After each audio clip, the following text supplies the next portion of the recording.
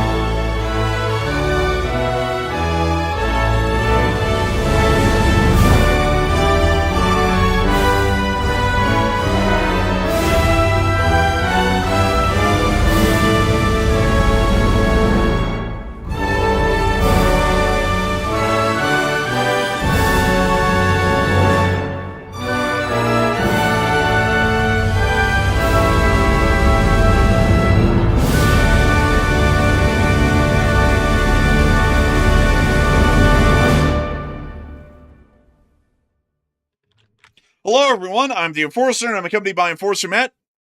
And good evening, folks. It's Enforcer Matt, and welcome back to day 1583 of the War News stream. And tonight we have very big news coming out of Ukraine and Russia. Right now we're seeing the Russians are fleeing en masse from Crimea, and way worse than previous days, as food shortages have just appeared today across Crimea, and also widespread blackouts are worsening across the Isle of Crimea. We're also seeing that Moscow is under a massive drone attack right now at this very hour, and also a very groundbreaking story today. Ukrainian forces have begun an advance near the Zaporizhzhia region, and also the Kinburn Spit is officially Ukrainian territory yet again. And it's good to see you all once more. And of course, we're going to be covering the past 24 hours of the news from around the world, as we have been able to hear of significant amounts of developments within the war in Ukraine and also other regions around the world, including the Middle East and also the Mediterranean, as well as the Americas over the course of the day, as significant news has emerged from the area of Crimea that the Ukrainian armed forces are still continuing significant attacks within the area.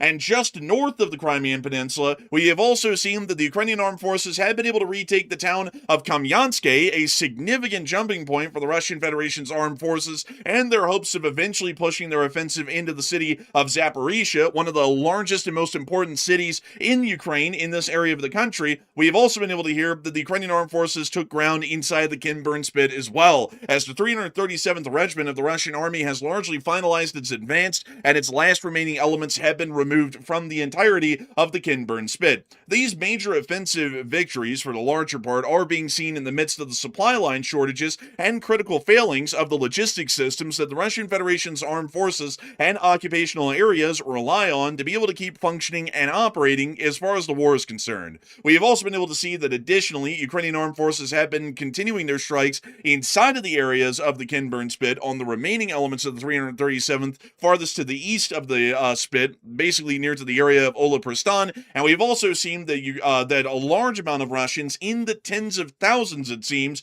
are still fleeing Crimea, with a 10-kilometer-long traffic jam in every single lane leading up to the Kerch bridge being seen on satellite footage today. Ukrainian drone forces did continue attacks against the area of the Kerch bridge, and we've also been able to see that other attacks have been conducted around the area of Sevastopol, with most of the city still largely knocked out of power. We've also seen that the president of Ukraine, Volodymyr Zelensky, has spoken openly about the situation inside the Crimean Peninsula and Ukraine's attacks and their larger objectives and goals with these attacks over the course of the day. We've also been able to hear that the Crimean energy authorities are still stating that rolling blackouts are going to be becoming a lot more common, and they will in fact even be ramping up further these the mandated blackouts that will be conducted across the whole of the power grid to try and conserve fuel and also energy consumption metrics peninsula-wide. At the same time, drone attacks have been conducted once again in earnest against the city of Moscow and Tula over the course of the day, with other major hits being seen on refineries within the Bashkortostan province near to the city of Ufa. We also got additional news that a Yars intercontinental ballistic missile and its transport-erector launcher were on the move today in the area of Yoshkar Ola, within the area just north of Kazan, and additionally, the Russian mobilizations appear to be continuing within the Penza Oblast,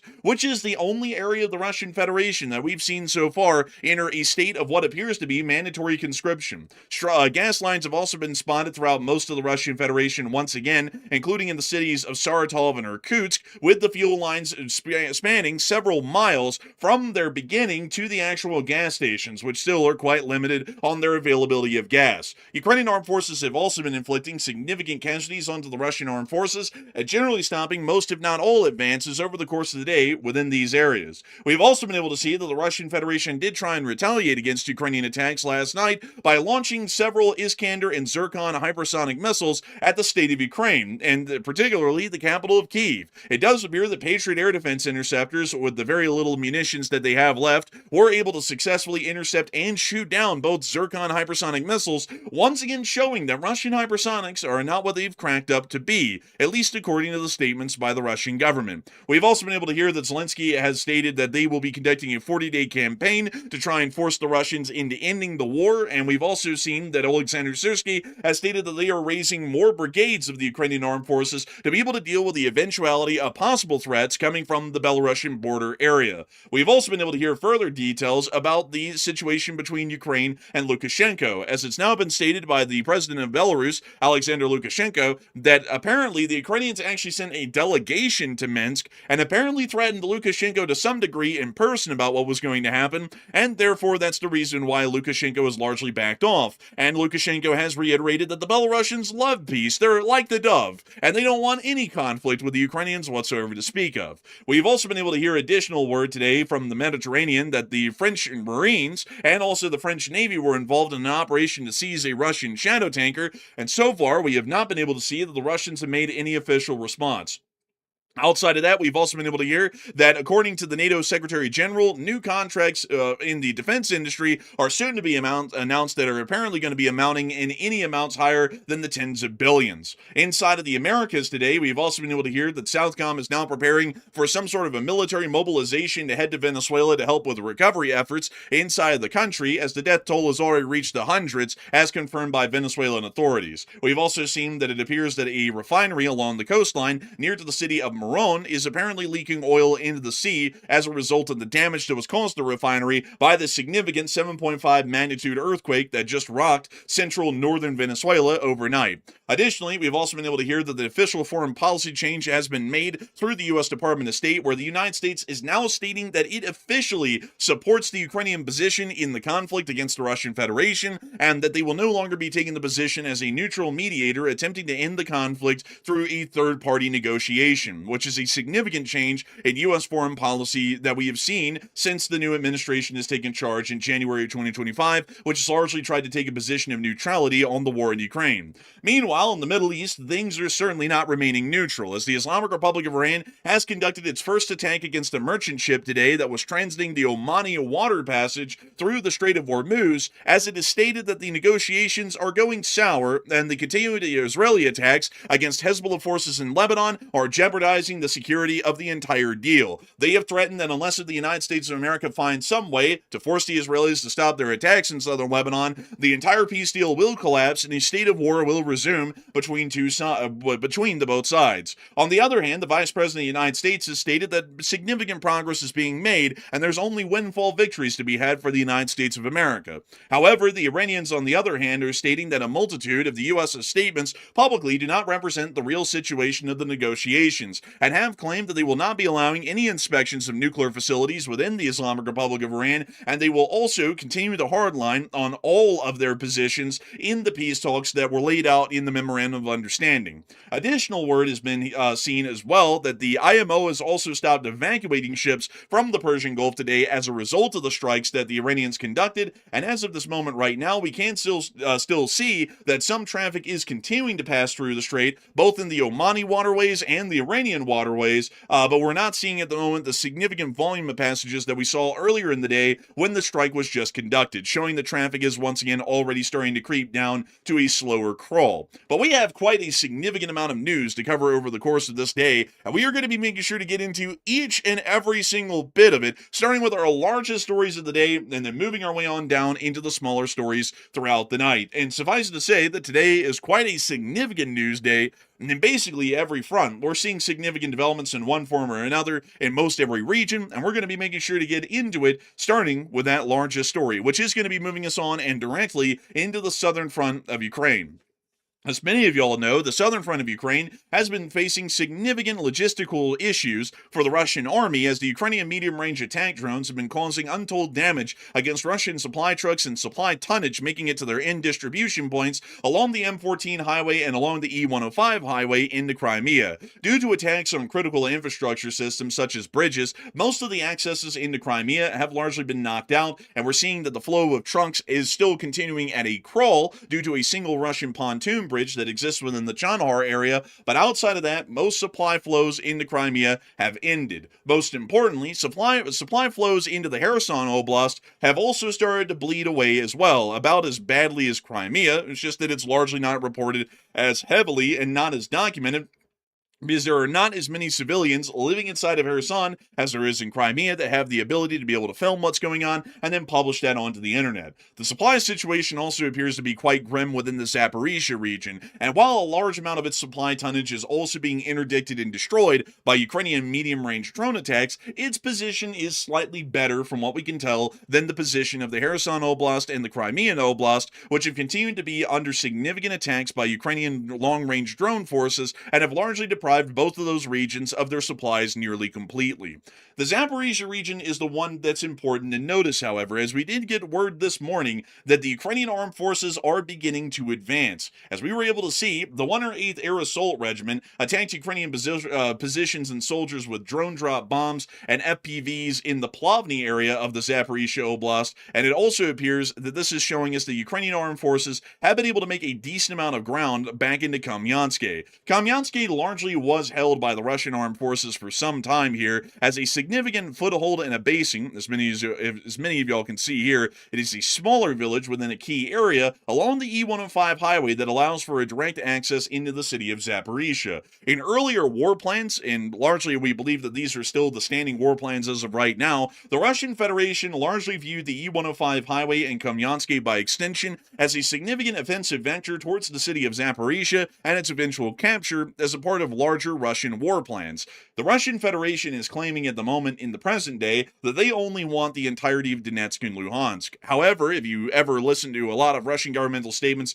that are made outside of their mainstream claims, they also include the entirety of Zaporizhzhia and Kherson as a part of their territorial demands at a minimum whenever they're stated outside of a mainstream network or a mainstream news publishing. For this reason, Kamyansk has still held an important offensive position over the course of its recent history, and we have seen the Ukrainian forces have been fighting out of Stepnohirsk towards Plavny to try and make it into Kamyanske. The video today that is showing the Russian Federation's drone forces attacking and hitting Ukrainian armed forces inside of the town of Plavny, which does exist all the way down the coastline of the former Novikakovka Reservoir towards the western side of Kamyanske, and we believe that these strikes were actually happening within the southern area down here directly west of Kamyanske, are actually showing that the Ukrainians are making ground that the Ukrainian Ministry of Defense has not spoken about much whatsoever, and we've also seen the Russian Ministry of Defense and the Russian Armed Forces are largely omitting the fact as well that this is a visible movement southwards of Ukrainian Armed Forces, and it does appear that Russian forces are being uprooted from their holdings in South Plavny and Kamyanske, and the Ukrainians might be pushing them entirely out of the town of Kamyanske and further south towards the town of Vasilivka, which is the Russian redoubt or holdout if the town of Kamyanske is to fall to Ukrainian Armed Forces. This is a fairly significant development, and while it is one that is not getting a lot of coverage around most of the world, it's an important one because it is showing that one of the more important vectors within the southern front in Zaporizhzhia is beginning to be pushed back by the Ukrainian armed forces. We believe that this is because the supply situation throughout the whole of the region, which we had also just talked about and summarized just recently, is starting to wane even inside of Zaporizhzhia, and this is making it much harder for the Russian Federation's armed forces to be able to leverage the kind of firepower, maneuverability, and also morale that they may have had, or the lack of morale thereof, to be able to try and hold their positions around Kamyanske and stop the Ukrainians from retaking really their only foothold on the E-105 highway outside of Vasilivka. If the Ukrainians are able to push the Russians entirely out of Vasilivka, the Russians do have small defensive redoubts in Lahove and defensive positions in Verkhnaya Krenista, but it is a very small holdout, and they would mostly be pushed back to Vasilivka and largely back to square one that we saw during the early spring of 2023 when the Russian Federation Armed Forces began their offensive up the highway from Vasilivka and just 7 miles north to Kamyanske, where they still are at this moment right now 3 years later. So it does appear that from this action alone, things are not really looking all too good, at least in the smaller front area, and giving us a little bit of an indicator of the health of the Russian supply lines and the forces as a result. Another important development has also happened today as well in the Kherson region, which is also quite monumental as well. Ukrainian armed forces did plant one of their flags today in the town of Pokrovsky on the very edge of the Kinburn Spit, which we were able to see in this video right here, as it was shown by a Ukrainian armed forces unit, the 801st Ukrainian 801st Combat Divers Center, and also other Ukrainian combined forces that were operating in the area, that they had planted a Ukrainian flag on one of the destroyed buildings within Pokrovsky at the edge of the Kinburn Spit, and are also showing the complete abandonment of the area by the 337th Regiment of the Russian Army, which was the only regiment holding the area of the Kinburn Spit. That's pretty swell right there, really. You know, we had heard the Russians withdraw from it, but to see the Ukrainian flag now on it, and also the Ukrainians laying waste to the remaining defenses here, that is remarkable to say the least. And that really puts it to shame for Russia. There's no way they can try to ignore the fact that they had to give this area up at this point, now that Ukraine has planted their flag there. So that's got to be a bit of an embarrassment to say the least. It is quite an embarrassment. It really is, because the Kinburn Spit has not really held a lot of strategic significance, at least throughout the war, but it has been a key part of the Kherson front line and an attempt for the Russian Federation to be able to put artillery systems closer to the cities of Mykolaiv and Odessa in brief barrages that they would conduct on both of those cities throughout the course of the war. The fact that they're losing this Kinburn Spit region is also showing us that once again, the Russian supply lines are incredibly weak, and this is also full-blown confirmation that the 337th Regiment of the Russian Armed Forces is in fact retreating out of the area and has left it quite literally practically abandoned. This is something that we have to point out is just extremely crucial as far as our understanding of what's going to be coming here in the future as far as these front lines are concerned. As many of y'all will know, the supply lines have been talked about greatly here on the show, but to try and explain it in a much simpler way, imagine that the supply lines, or largely the Russian front line, is a human body, and the supply lines are the blood vein, or the blood vessels and the blood veins inside of your body that supply blood, oxygen, nutrients, and everything else to your cells to be able to keep your body alive. what we're seeing right now with the Ukrainian attacks, or arteries is probably the best way to say it, blood vessels and veins and whatnot, but with the supply line attacks that we're seeing right now, a lot of that ability to pump the blood of the Russian army, which is their supplies, to its extremities, like its arms and legs, is becoming a lot weaker. And for this reason, we're starting to see what we could call basically atrophy of most of these more exposed and distant frontline areas, like the areas around Kamyansky or the Kinburn Spit. The blood flow is trying to be prioritized to critical functions in critical areas, but other extremities, like the Kinburn Spit and Kamyansky, are already starting to see that their front lines are getting pushed back, or areas are having to be completely abandoned because there's basically no blood flow, in a sense, to those areas to keep those Russian units alive. And when you think about that, it's giving us an idea that if this keeps going, and it certainly is, because we haven't seen the Russians come up with an effective defense to these sorts of supply line attacks that the Ukrainians are conducting right now, this could start to become a serious problem. We could start to see that Russian front lines begin to stagnate and possibly even decay and collapse in real time over the next several months, with this being one of our largest indicators today, seeing that the Ukrainians have now taken a key foothold on the west side of Kamyansky, and we're also seeing that the Russians have abandoned the Kinburn Spit as well. A lot of people are wondering whether this is going to start opening up the floodgates for further frontline losses, once again due to the supply situation or crisis that's now happening in the southern front area. And Matthew, what are people thinking about that? And what are you thinking about that as well?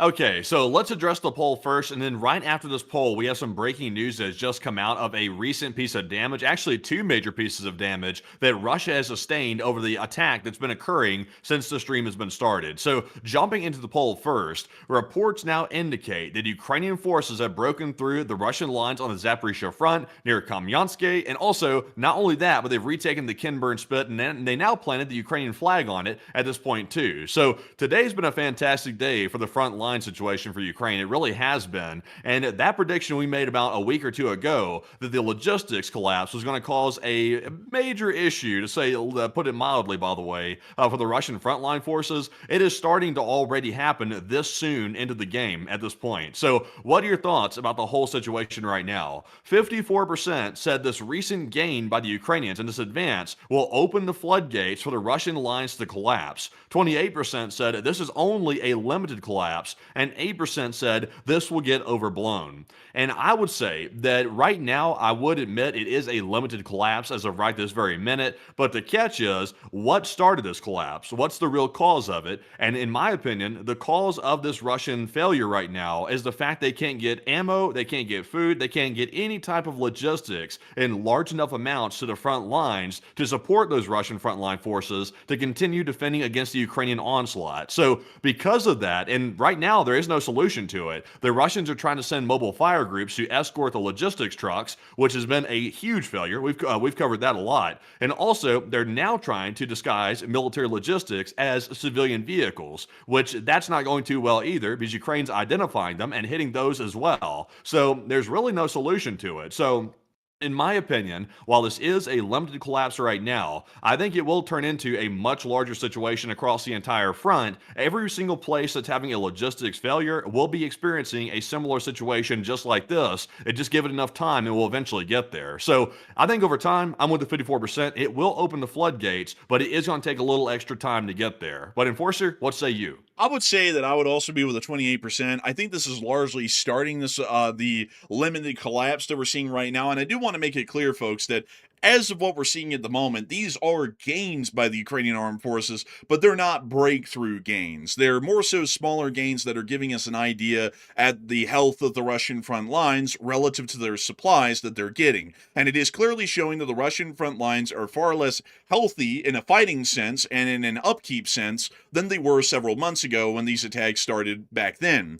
And that's giving us the understanding that while this could eventually open the floodgates, it's not opening the floodgates just yet, but it is giving us an idea that at some point here within the near future, that could certainly start to happen. To try and describe it in a way that would probably be best described, considering that we already used the body example earlier, it's basically like the Russian front lines have taken a bullet and they're bleeding and they're still able to move around and talk, but saying that that front line or that person would continue to move around and talk, having been shot forever, is going to be something of a misnomer. They might be fine now, and they might be, getting into the realm of getting in shock from the gunshot, but here soon, it will start to become a near mortal or grievous wound for them as the minutes would pass in real life, or for these front lines, as the weeks and months begin to pass, and the supply line situation becomes even worse. But with that in Yeah. mind, we actually have some breaking news coming out right now. So, Matthew, what do we got?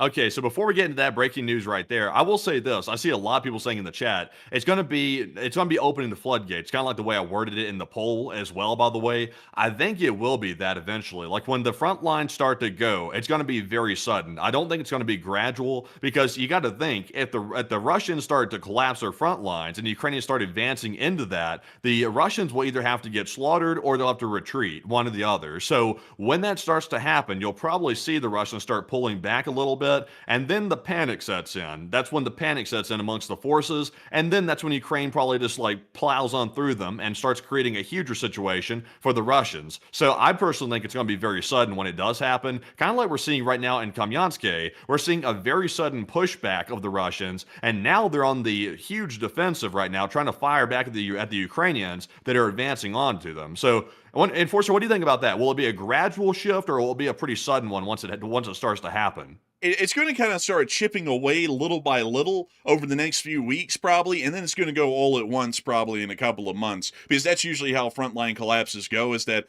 once the supply line situation gets bad, they'll try and conserve their ammunition, and they'll try and cut back on offensive actions and largely focus on defensives for as long as they can to try and conserve ammunition. But at some point, everything's just going to run out, basically all at once, all at the same time, and then a complete collapse will set in, and the Ukrainians could basically walk across the front line right behind the Russian rear lines at that point with really almost no resistance, and either encircle these units or force them into a route where they just have to pick up from their positions on foot and just start walking as far back as they can until they either reach some supplies, so that way they can reorganize and try and set up defensive lines wherever they stop their retreat, or they might just end up surrendering before then even, or just getting overrun and basically bushwhacked in the fields as they're trying to make their route off of the battlefield.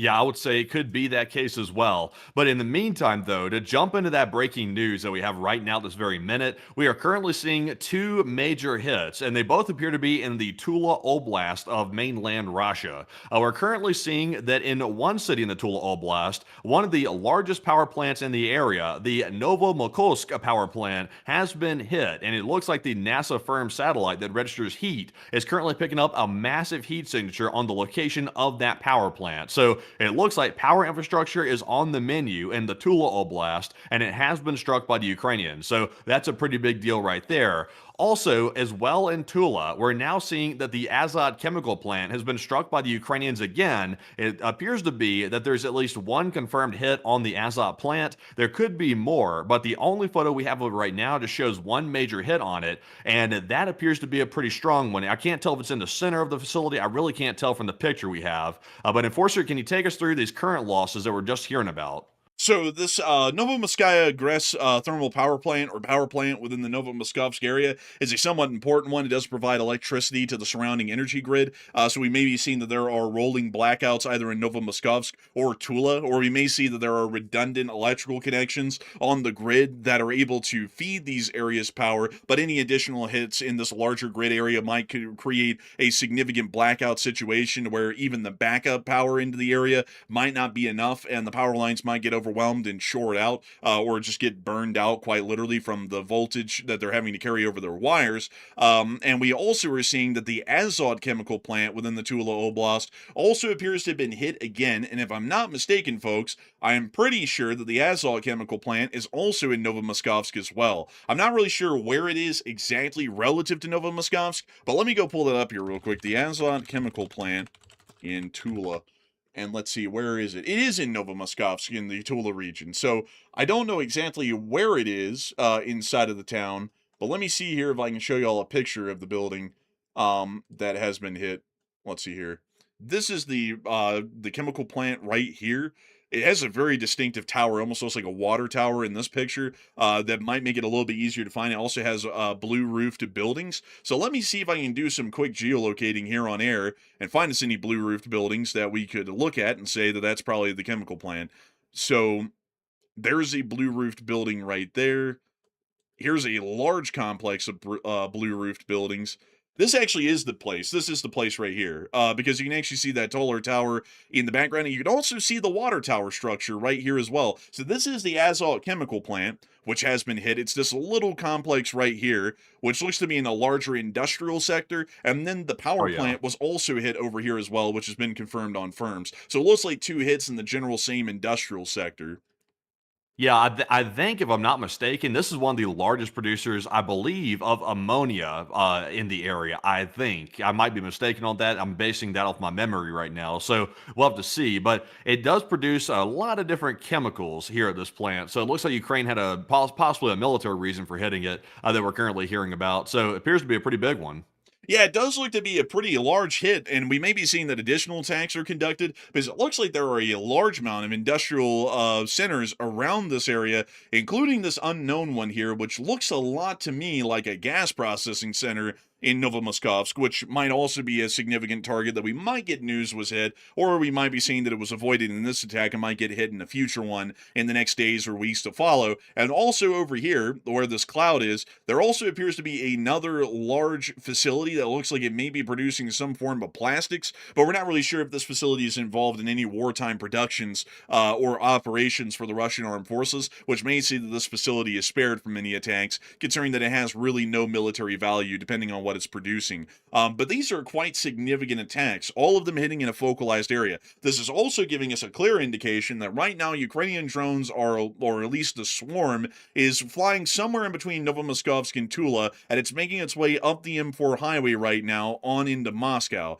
If that is the case that we're watching right now, actually, you know what's funny? This is the infamous M4 highway of Prigozhin fame on the Wagner coup, actually. This is the same highway they tried to take to Moscow. So it looks like the drones were actually following that highway right now on up into Moscow. And considering that they made it here within the past several hours, we would probably assume that before our stream is over, those drones might be making their way into the Moscow air defense perimeter again towards the latter end of our stream. So we'll have to wait and see if that begins to occur, or this attack might actually bypass Moscow, and we might not hear of any attacks or air defenses to speak of, and they might be going for targets deeper in the interior of Russia, farther east than Moscow, and farther north as well. But moving us on out of that interesting piece of news that we have just gotten out of the area of the Novomoskovsk Industrial District, it's now time for us to move on down and into Crimea. In the midst of everything that's going on the front lines right now in Novomoskovsk in the Tula Oblast, and everything else, we have been able to see that the Ukrainians have continued their attacks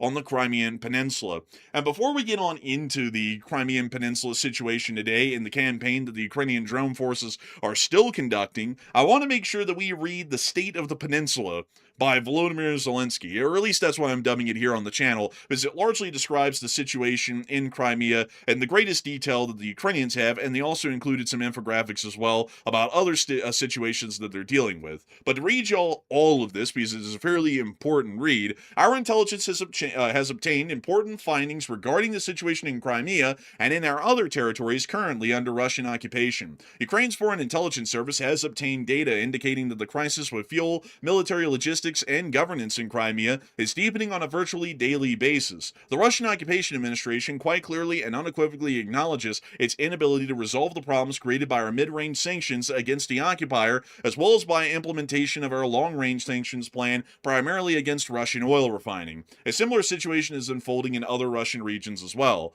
We have also obtained internal Russian documents assessing the public mood among citizens of the aggressor state. At present, the level of anxiety among Russians is already higher than it was during our Kursk operation, more than 50%. Already, 66% of Russians considering their financial situation difficult. More than 80% of Russians believe a large-scale economic crisis in Russia is inevitable. These are absolutely clear indicators that reflect the failure of Putin's war policy.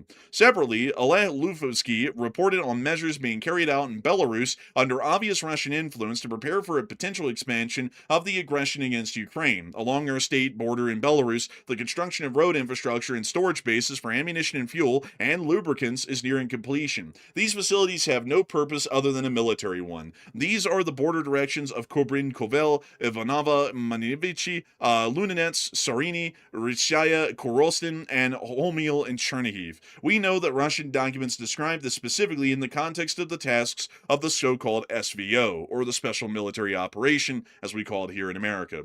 Belarus has recently received the necessary signals from Ukraine regarding this activity, as well as regarding all other formats of its collaboration with Russia in the interest of prolonging and scaling up the war. Belarus knows what steps it must take for peace. The development of border infrastructure for aggression from Belarus must be stopped. It is the Belarusian side that must take steps towards de-escalation and peace, and thank you for everyone who helps us to protect the lives and independence, and the glory to Ukraine, which was largely the statement by Zelensky today. Outside of the Belarusian statements, which we will be talking about later on during the show, the statements primarily about their attacks on Crimea, or at least Zelensky's statements about the attacks on Crimea, are the more important ones to notice and pay attention to, at least at the moment right now, because we are seeing that a lot of the statements that Zelensky has made are clearly true as far as the situation existing in Crimea. We're assuming that Ukrainian intelligence has a lot more of a fleshed out and refined understanding of the intricacies of what exactly is going on in Crimea.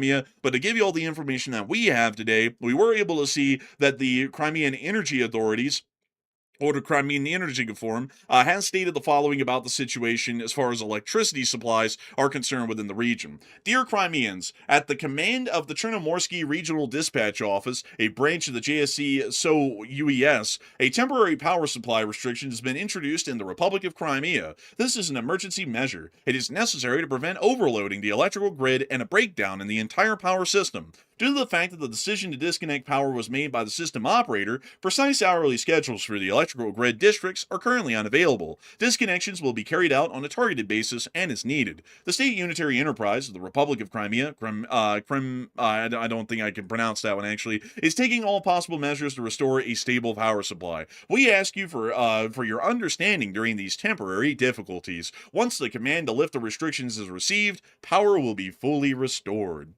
Ah, yes, the old Soviet phrases here. No panic, civilians. It's only temporary. Just hunker down and trust in the regime, basically.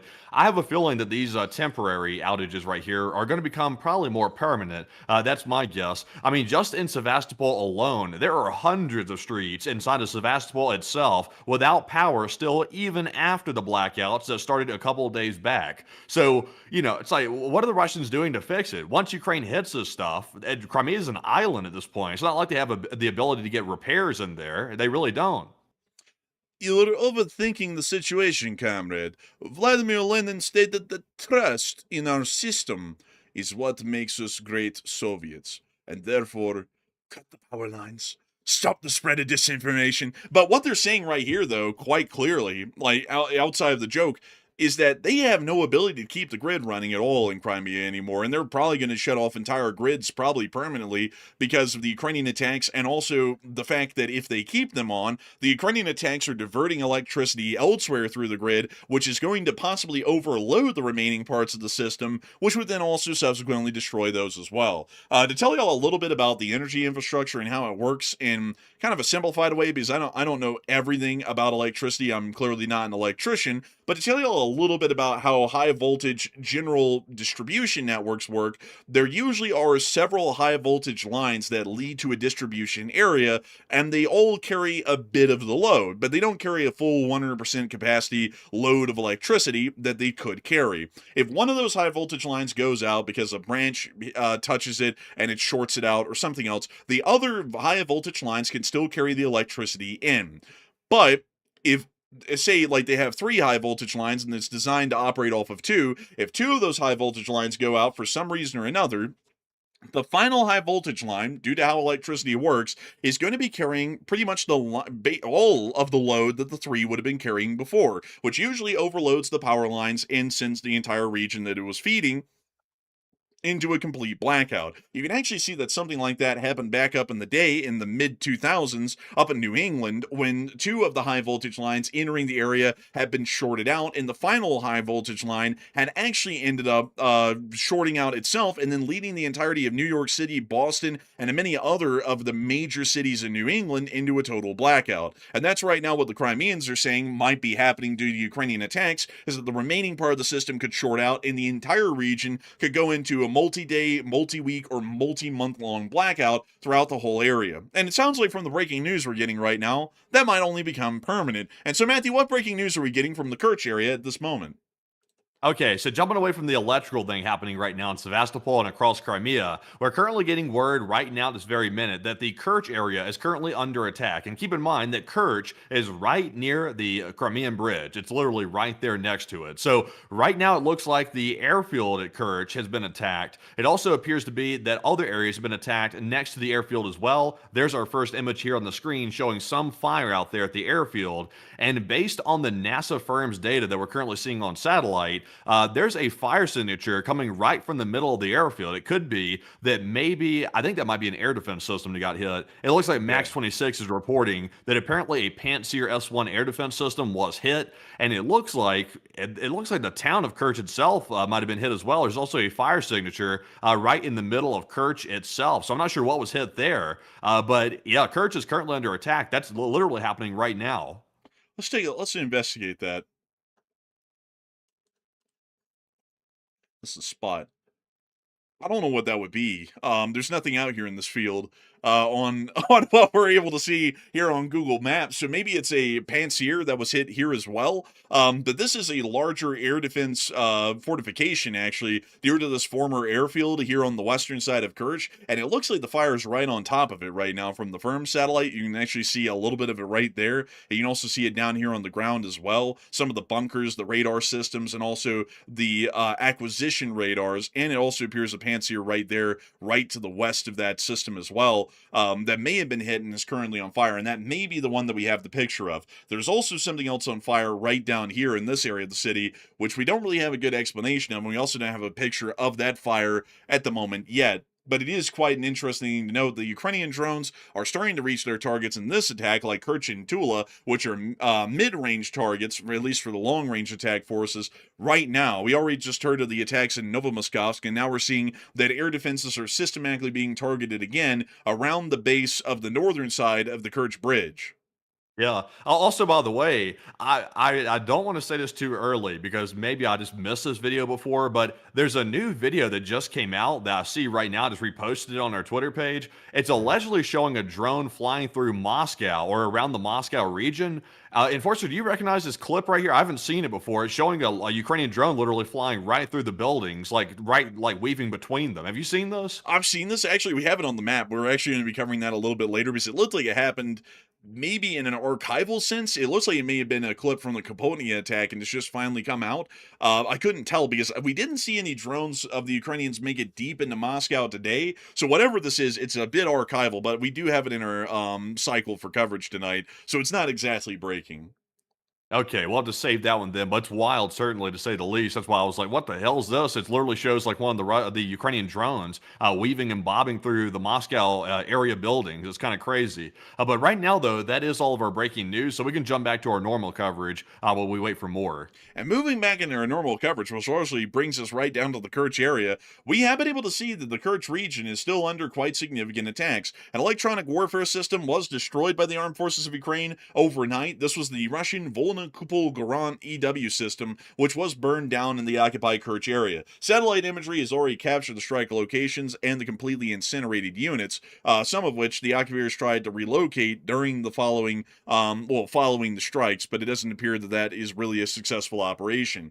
These sorts of jamming systems are actually attempting to stop the connections via Starlink that these drones have to possibly jam them and run them into, say, the sea or into an open field somewhere away from the bridge or the critical systems in Kerch. So far, it doesn't really look like the thing's working. I mean, Ukrainian drones have been making it quite literally to the base of the Kerch Bridge several times over the past few days, but the Ukrainians did knock it out just in case if it ever did work. Now the Russians don't have it. We also were able to see that Kerch did come under attack again, and the Russians put out the typical Geschläge in die deutschen Welt, kind of like warning for the bridge. But it did say that the Kerch Peninsula, the ferry, the Crimean bridge, and other areas were under a drone alert as the drones were coming in. There was also another additional report of the drones over Kerch confirming that they were present, and air defenses were seen around the bridge just recently. It sounds like popcorn. Oh.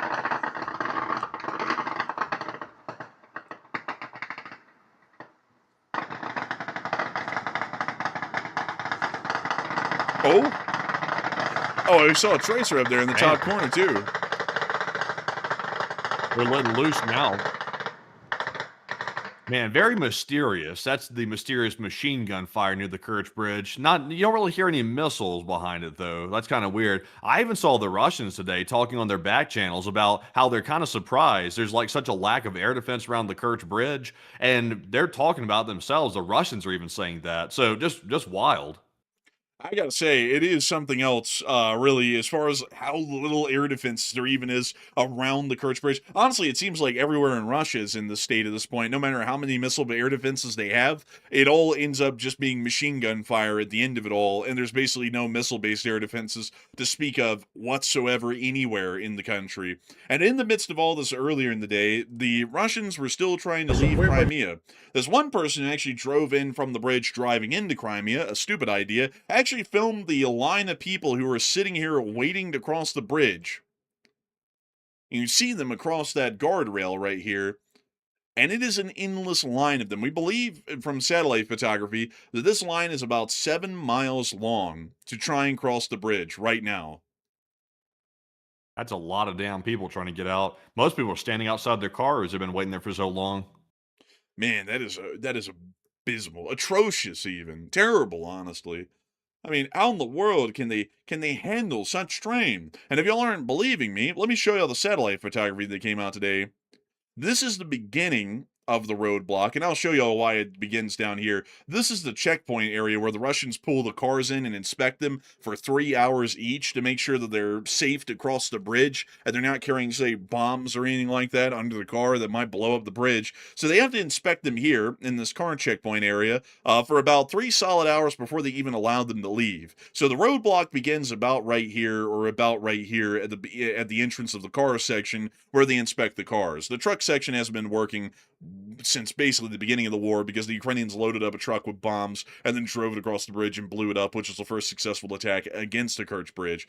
But then the roadblock goes all the way back from this checkpoint all the way back to here. And to show you all that on the map, where that is, it goes all the way back, if I'm not mistaken, to this intersection right here. This is where the line begins at this point for the checkpoint. So I'll draw this out for y'all just to make sure that we're not getting the distance wrong whatsoever. We want this to be dead on the nail correct. Then we cannot sacrifice any accuracy, for many Russian bots will complain if we do. So I'm making sure to even be a little bit liberal with this and kind of make it a little bit shorter. So we get all the way up here to where the cars are at. That is quite literally approximately a 7-mile long traffic jam of cars, 3 lanes deep, 7 miles long, all of them waiting to get into that checkpoint for the Russians to check the car for 3 hours to get back into Russia. So it's becoming unbearable. That's ridiculous. And also, not to mention, every single time Ukraine attacks the Kerch area or the Kerch city itself, they have to shut the bridge down for several hours when that attack starts occurring, because the Russians don't know if the Ukrainians are about to hit the Kerch bridge and take it down, so they have to stop all the traffic across it. So that even adds more delays to it. So basically, trying to get across the Crimean bridge is almost like a fool's errand at this point. It's very difficult. It's near impossible at this point. Even trying to get on a train to leave the area of Crimea, like say you go to the Kerch railway station and try and board a train here from the railway station out, that even appears to be quite difficult, because most of the train schedules in Crimea have been completely canceled, and in Kerch it is quite literally a trickle of trains on the daily schedule that are getting out and leaving the area of Crimea and returning to pick up more people. So it is not looking good in Crimea to speak of right now as far as people trying to get out. And as far as the people who are trying to stay in, it's not really looking that much better for them either. We have been able to see that within the Sevastopol area, food shortages, critical food shortages, are beginning to appear in most stores. I'll show you all this one right here, if I can turn down that audio.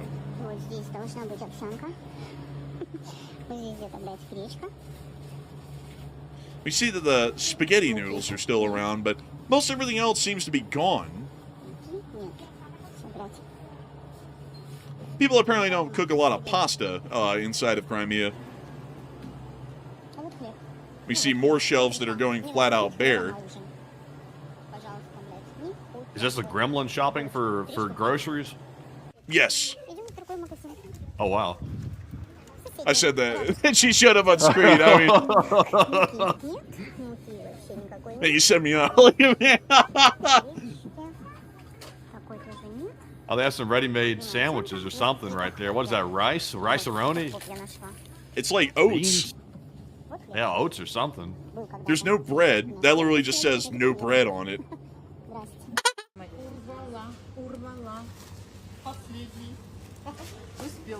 So apparently that was the last bread left. The hell's going on in this grocery store, bro?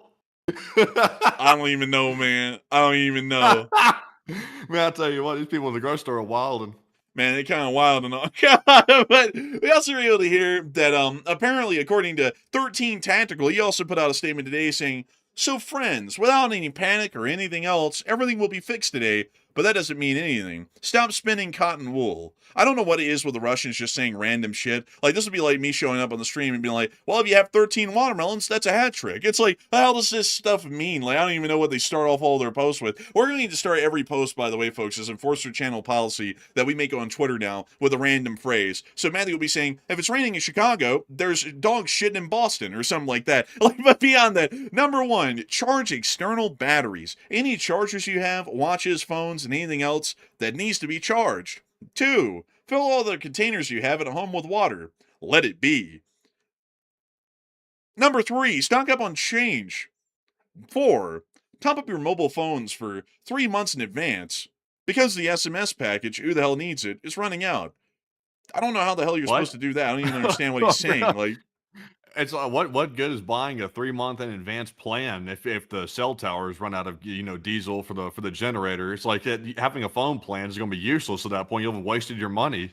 Yeah, and also on top of that, it's like if the phones don't have a charge, how in the hell are you supposed to even use anything, But then he said, number 4, don't walk around the city with headphones. Listen to notifications. Honestly, folks, this guy is lost. But number 5, seal the windows well and properly. If you neglect this, you'll be living with plywood.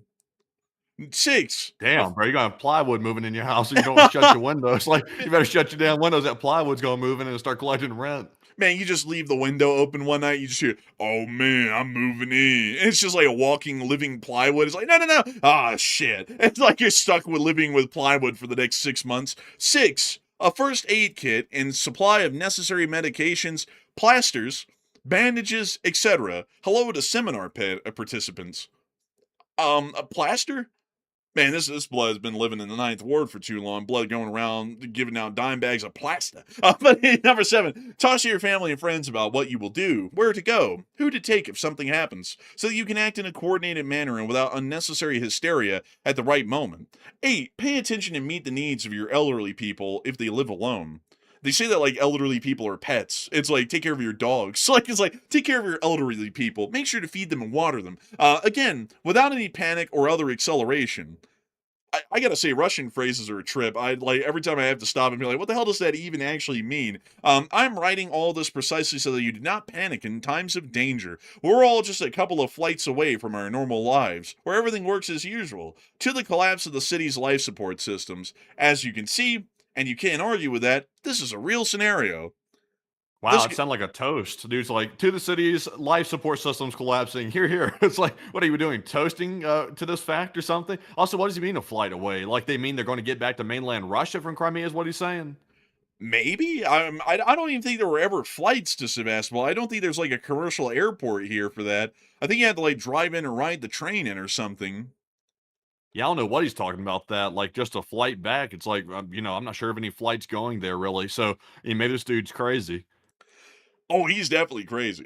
He's definitely crazy. We don't even have to question that. This guy is off of his rocker. But outside of that, this guy is making it sound that the situation is fairly dire. And from what we're seeing with the food shortages, they're now beginning to appear for certain products where they're just literally disappearing off the shelves and not returning. It certainly does appear to be the case. We also got one last update out of Sevastopol that more than 100 streets in Sevastopol and several settlements adjacent to the city remain without power after the attacks by the Ukrainian armed forces. More than 100 streets in the city remained without power, according to apparently Sevastopol Energy, which reported the situation. So it looks like things are still going quite badly, and they're only getting worse within most of Crimea. And explosions, by the way, as a side note, were also reported around the area of Krasnoperekomsk, although we don't have any video and picture evidence to geolocate where that was, what kind of damage it inflicted, and what kind of results those strikes will bring. But it does appear that the Crimean situation is still only getting worse. And a lot of people right now are talking about this situation. And Matthew, what are people thinking about it? And what are you thinking about it as well? Okay, so now that we're seeing some videos and some anecdotal reports that the food shortages are erupting across Crimean territory, and now the grocery shelves are appearing to be largely empty, except for a few little pieces of scraps here and there, like pasta bags and stuff like that. What are your thoughts? 69% said Russia will begin to starve in Crimea. 17% said Ukraine will allow some food to arrive to save the civilians, and 8% said Russia will get food to them very soon.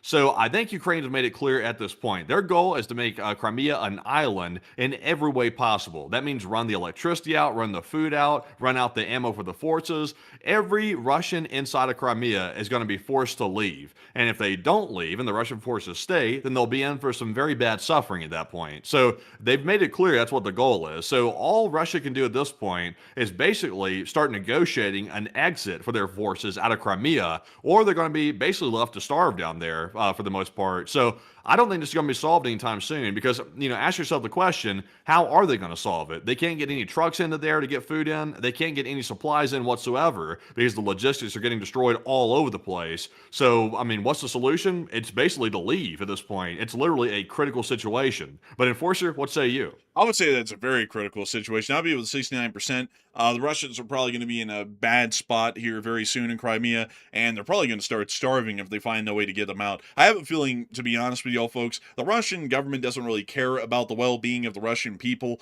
but if they let thousands or hundreds of thousands of them starve inside of Crimea, that's not going to bode well for the Russian government. Far less, it's going to bode them far worse than it ever would Ukraine with what's being inflicted inside of Crimea. So the Russian government is going to have to try and find some way to evacuate these people. Otherwise, most of them are just going to end up starving to death in there because there's really no way for them to get out right now.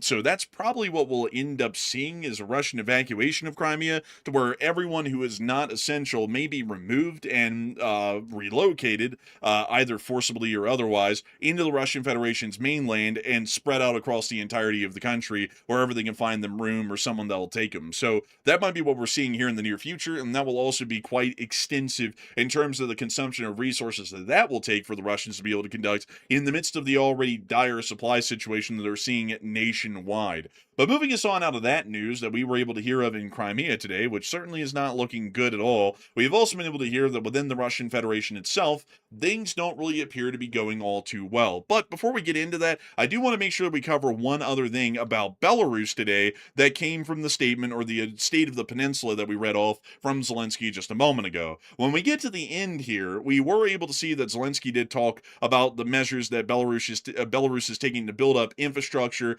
inside of southern Belarus and to be able to try and help the Russian Federation prepare for a possible offensive from their territory. We were able to see a picture of Zelensky in the presidential palace, or largely the office of the president of Ukraine, looking over the photographs and intelligence that had been given to him. And in a very rare moment, we were able to see that they actually showed the public what they're getting. They're getting satellite photography of these. And what's this showing?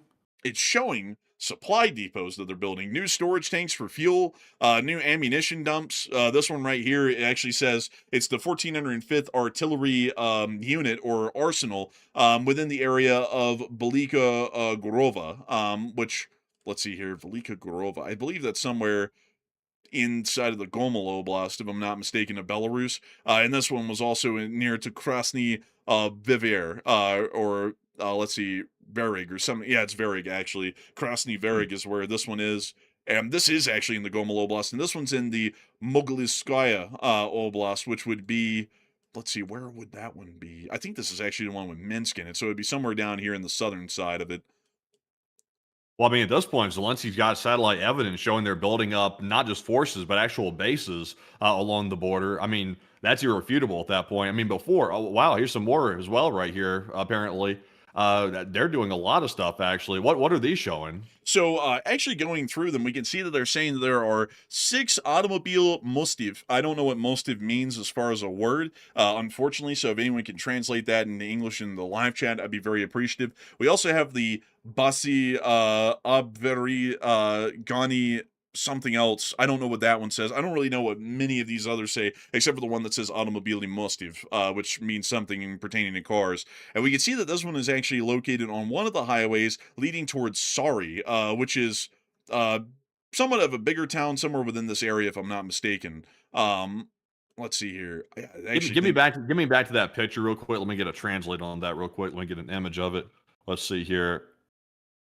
All right, now you can go ahead. I'll get the translation. All right, and but we are seeing though that in this publication there's a lot of proof, a significant amount of proof for that matter, that the Belarusians are building up significant amounts of additional infrastructure all the way from Gomel to Brest along the Ukrainian border area. And that is, of course, somewhat concerning because it is showing us that a lot of this is near to the border. And actually, to readjust the map, we're actually not looking this far north. We're actually right on the border down here in most of these instances. Like, for example, this is the town of Ivanove right here, which is apparently right along the border. And if we look along the border, we can find the town of Ivanove somewhere. I'm trying to see if I can find it, folks. Here it is, Ivanova, right here. And we actually see that one of these infrastructure improvements is just south of that on the roadway near to this bridge right here on the P144. Yeah. Uh, So it looks like what they're saying here in this article or this graphic that we're looking at. I got it translated by the way, so we can tell what it's saying. They're saying that Belarus is building toward Ukraine, like we just went over, and these pictures here are all showing brand new bridges that are bringing the Belarusians closer to the Ukrainian border. And what Ukraine's alleging is all these will be used to transport military equipment down toward the border to potentially launch an invasion of Ukraine. And the translation of the text up there at the top, it says they're building automobile bridges, transport interchanges, ammunition storage base fuel stations, and also ammunition storage bases. So it appears to be, I honestly, it looks very compelling. I'll say it looks like they're building the transportation solutions to get the forces to these new ammunition bases that are being built on the border. And we saw that satellite image of them building one of those bases just a moment ago in the last image that we got. So really, I mean, we really can't even dispute this much. There's literally picture and satellite information showing that they're building it. So I wonder what they're up to. Are they actually planning on invading Ukraine? Because I mean, why else would they build that? And also, we can see here in this infographic, if you can do a translation on this one as well, it looks like this one at the top is saying something along the lines of the Belarusians are modernizing transportation infrastructure. And we can see that they're pointing out specific points of interest a little bit farther into Belarus, more north towards the Minsk and other major cities within the central area of Belarus, but south of them still, apparently showing other infrastructure improvements that have been made to apparently, I would assume, some sort of military posts or military bases, which also look to be possibly built up as well, or the infrastructure around them is being improved. So it looks like the Yeah. Ukrainians have actually shown receipts on all of this. Yeah, so it looks like all those red dots you're seeing right there on the map, some of those are artillery supplies depots. Some of them are ammunition production plants. Apparently, the one on the far left is a production plant that they're alleging is there. Also, a bunch of fuel stations and supply depots scattered around the area.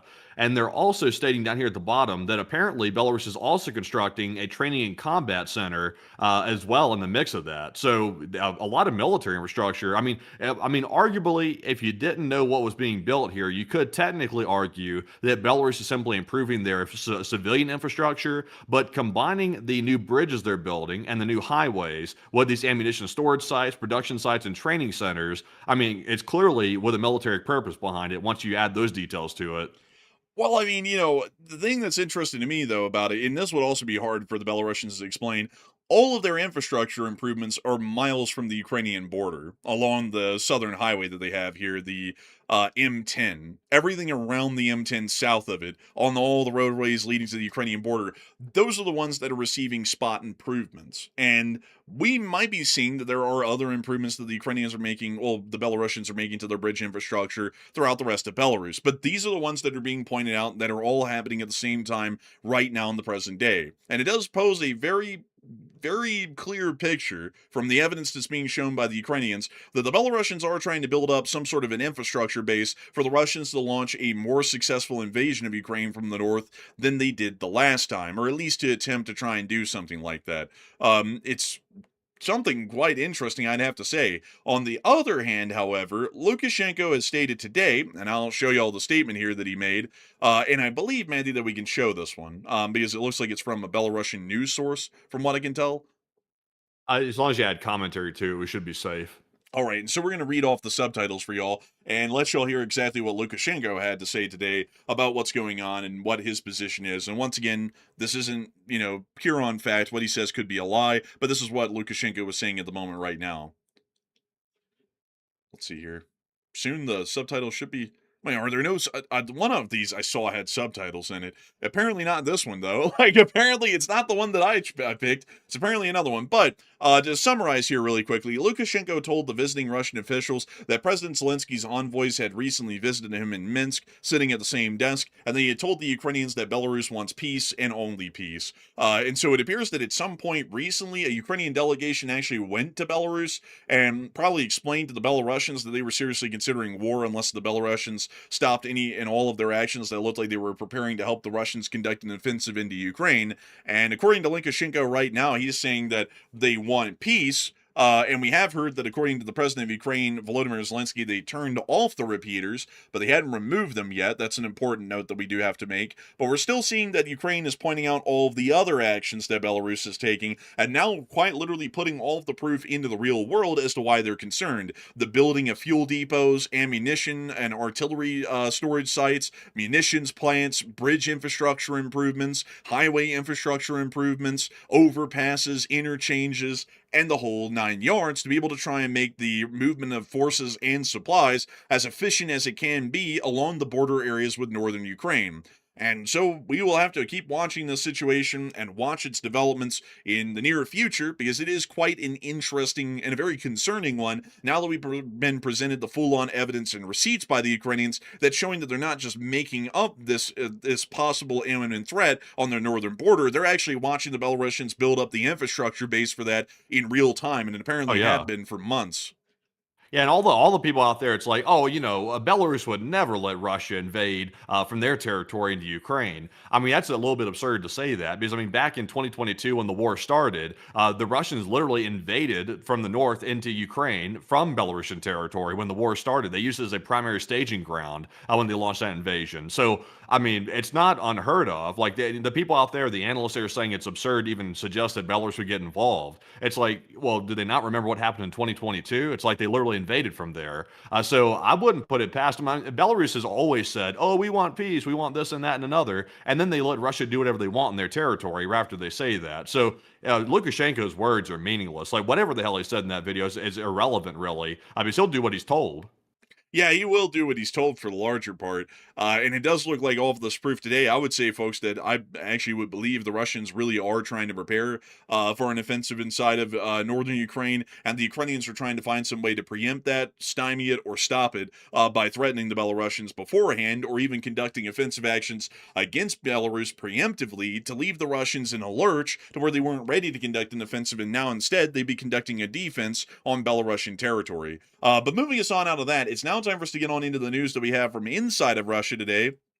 Also, Western Europe, the Middle East, and also the United States, and the front lines in Ukraine, which we haven't gotten to yet. But I do have to say, folks, humongous thanks to everybody who has been watching this channel so far tonight. We have had a peak viewership tonight of a whopping 16.3 thousand people, and 63,000 people have watched the stream in the first hour and 10 minutes. And I gotta say that we're always entirely honored and greatly appreciative to know that we're able to cover the news to so many people each and every single night, and I hope that, as usual, our news coverage has been hopefully top-notch once again. But before we move on into the rest of our news for the night, I do want to take a brief moment to get to answer 3 questions in the chat and get to talk to a few of y'all before we move on into the rest of the news. So, Matthew, what do we got? All right, so let's get our first 3 super chatters of the night. And our first one here is a very generous $100 support from none other than Stephen Hodgson. And thank you very much, Stephen, for that largest super chat of the night so far. And we do appreciate that. And I believe it said that was his first super chat on the stream. I think it is. And a huge shout out to you, Stephen, for choosing to support the channel, because it's you, the viewers, that make this all possible. And Stephen said, Ukrainian sanctions are super effective and LSA. And I gotta thank you for the unbelievably massive support, and I would absolutely agree with you. Ukrainian sanctions are proven to be wildly effective across the board in most places. We're seeing that Ukrainian drone attacks are conducting damage against the Russian Federation that sanctions couldn't even hope to attempt in some cases. Sanctions were able to bar the sale of Russian oil internationally, but then the Russians just circumvented that by creating the Shadow Fleet and getting the oil out through the Shadow Fleet instead. The Ukrainians said the Russians aren't getting a drop of oil out, and they blew up the ports that the Russians were we're using to export the stuff. So I would definitely agree with you. Ukrainian sanctions are working quite effectively. I would say better than any other sanctions we've seen so far. Even the legitimate ones have not been able to work this well. And I would hope to see that the Ukrainian drone campaigns continue to grow in their size and also the amount of damage that they're able to inflict, because the more damage that they inflict, the deeper in Russia that they can, and the more consistent that it is, the worse off the Russian position becomes, and the sooner, hopefully, the war will start to come to a close and finally resolve, hopefully with a Western, American, and Ukrainian success at the end of it all, considering that that would be the primary objective that we're trying to see right now in the war. Ukraine's trying to see the restoration of their 1991 borders in a perfect world. The United States, and generally most of the Western world, is wanting to see that the Russians are ground down and that the Ukrainians are able to succeed in the war in some extent and join NATO and the European Union afterwards for trade and defense reasons. So a humongous thanks to you so much once again for that support, Stephen Hodgson, and long live the Lee Spring Army, and the Lee Spring Army will never truly die. And with that, we actually have breaking news right now. So Matthew, what do we got? Okay, so something is on fire in the Moscow region right now. I'm getting two pictures from Brenpunkt Ukraine on Twitter, by the way. A very good Twitter page, by the way. Give them a follow. But right here you can see, though, that something is burning. So this does confirm that drones were sent into the Moscow region. Now, sadly, though, we don't have a geolocation on this. But the big significant part that we can take out of these photos is drones definitely went into the Moscow region. They were hitting targets in the area. So it's very possible that we could see footage coming out and maybe showing some sort of strike, maybe in the outer perimeter of the Moscow city itself. But right now, that's unclear. But Enforcer, what do you make of this? I would have to say that it is quite an interesting note. That's white fire right there. That's some sort of ammunition that's cooking and burning over there over the distance. So it looks like whatever hit might be an air defense system in Moscow, but we're not entirely sure, because the next picture that we see here also shows that there's a wisp of black smoke, which looks to be different than this one. So it might be two individual targets that have been hit in different areas of different types. But it is very interesting to note that there are hits landing in Moscow right now, which were... Go ahead. Oh, I don't mean to interrupt you, by the way. I was going to let you finish. I was just letting you know I had to butt something in here. But we also just got a video as well, that apparently from the Moscow region. It looks like there's a video from an apartment building showing a fire out there in the distance. It might be the same one, right as it was turning dawn. Now let's take a look. Ебать. Ой-ой-ой-ой-ой-ой-ой. That's it. Like, he doesn't really look at it a lot during the clip, but there's definitely smoke rising from over there. That doesn't really line up with the other smoke plumes that we're seeing. This one actually looks to be black, and it's quite large. And the other black smoke that we saw was like in a wisp almost, and then the other thick column of smoke we had was white. So this looks like it might even be a third hit or a third impact site somewhere in Moscow, possibly.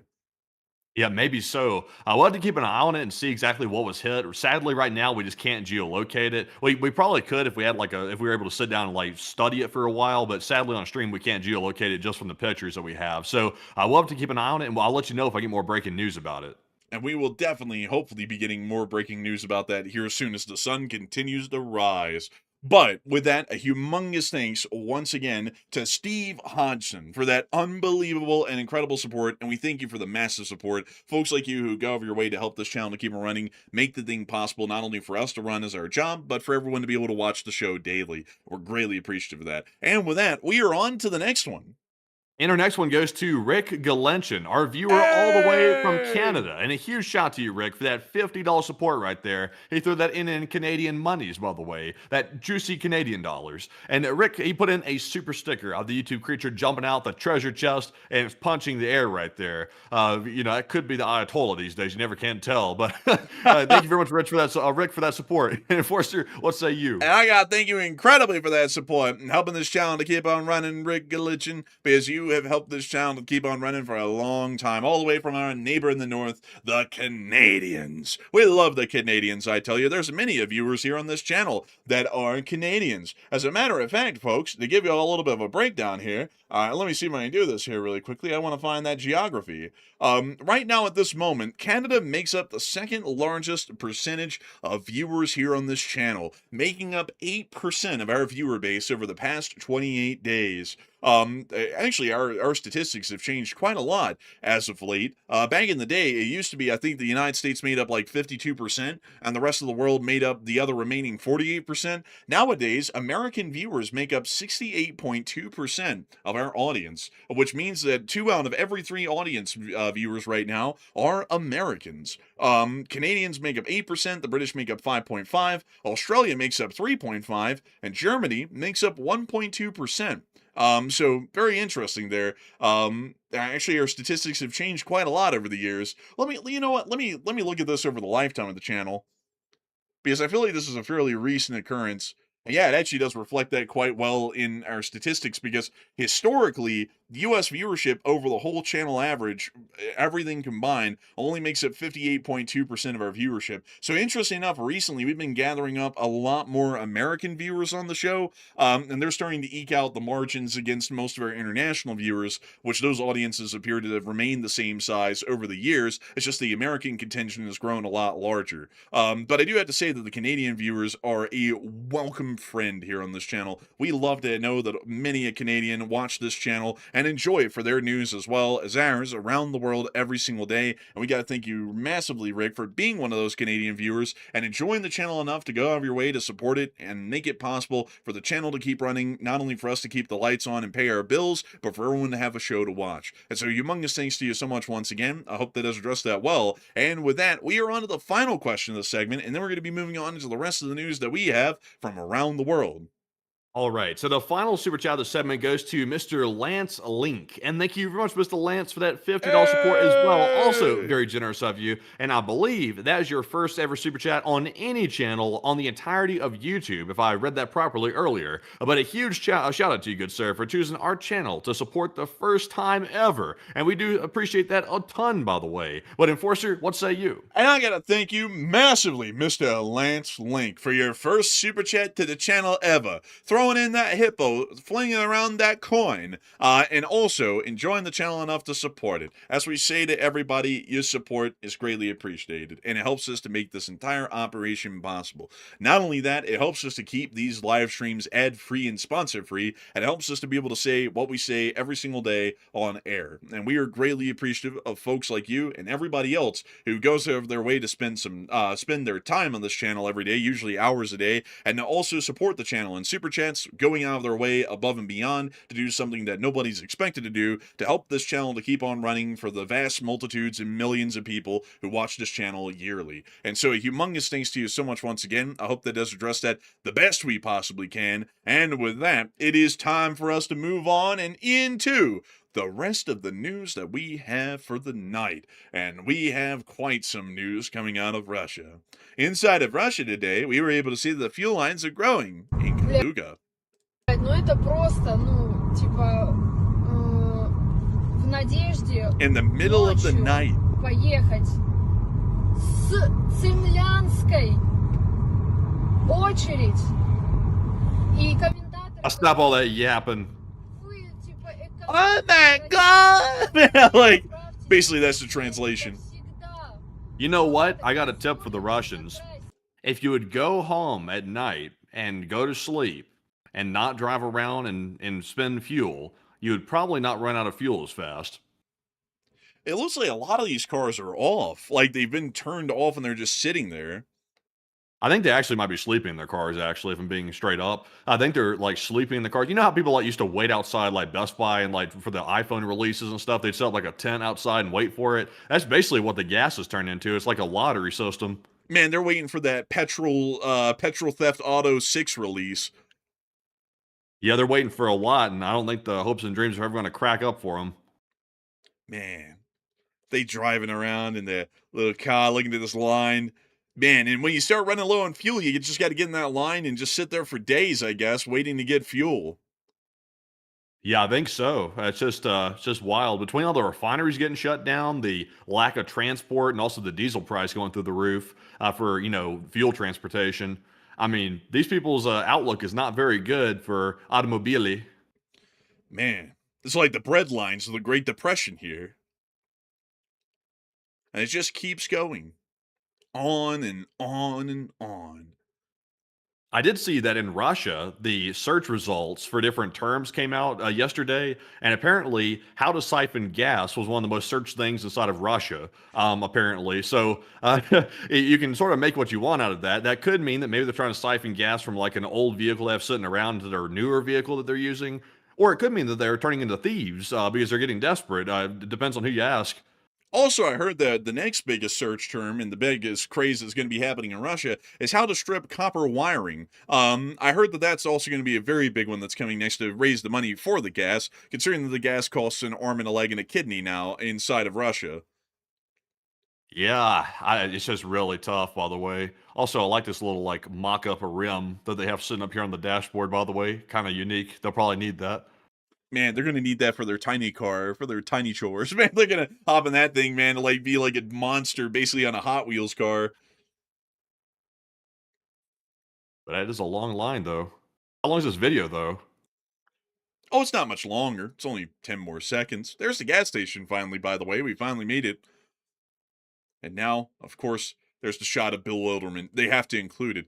We also were able to see that within the area just south of Moscow, we were able to get footage of Moscow and Tula under attack today. Let's take a little gander. Oh, there was a hit. And some air defense fire. Oh, wow. Proxy fusing and all. That's a big air defense gun, actually. It's probably like a Gush gun. Oh, you can hear it. Yeah, that is definitely a Gush gun.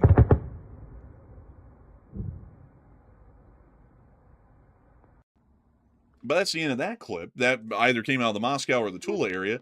We also got this one of a drone. What? But that's not a close-up of a drone. We want a close-up of a drone. Yes, oh, this is the video. This is the one right here out of the Moscow region. Look at that.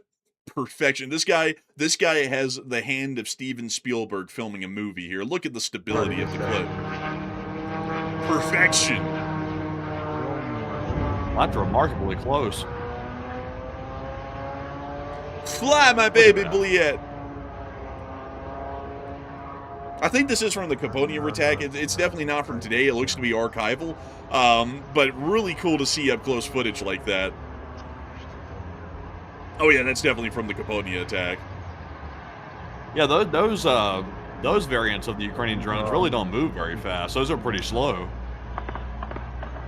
It's those Molinas that are really quick.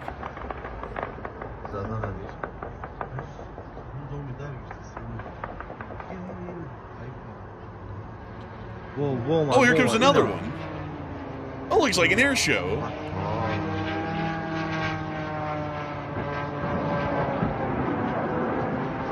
Oh, you hear the tank going up. Do you hear that? That was that giant tank blowing up. Oh my gosh. Man, oh my, listen to it. Yeah, there it is. It's a damn travesty. Oh, the huge manatee. The huge manatee.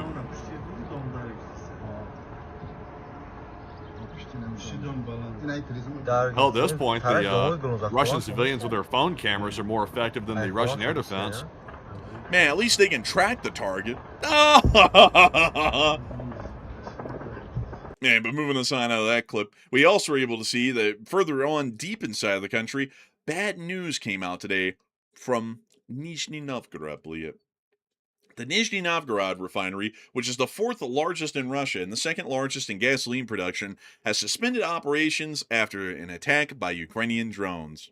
So, not only is the Caponia refinery absolutely out, but also the gasoline production at Nizhny Novgorod is also out as well. An absolute travesty, to say the least. We also were able to see that in Penza, mobilization is now beginning right out of the factory. Now you can clock out of work and clock right into the Russian army. What the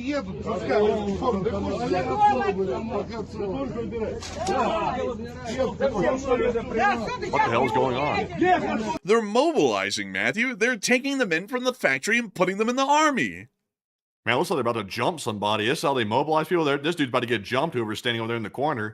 Man, they call it jumping them in, which in America means you get your ass beat, but in Russia that means you're just going into the army. That's all. I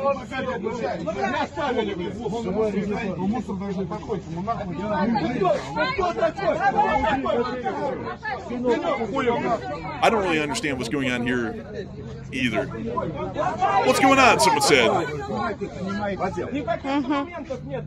Is that the bloke? I guess. Sit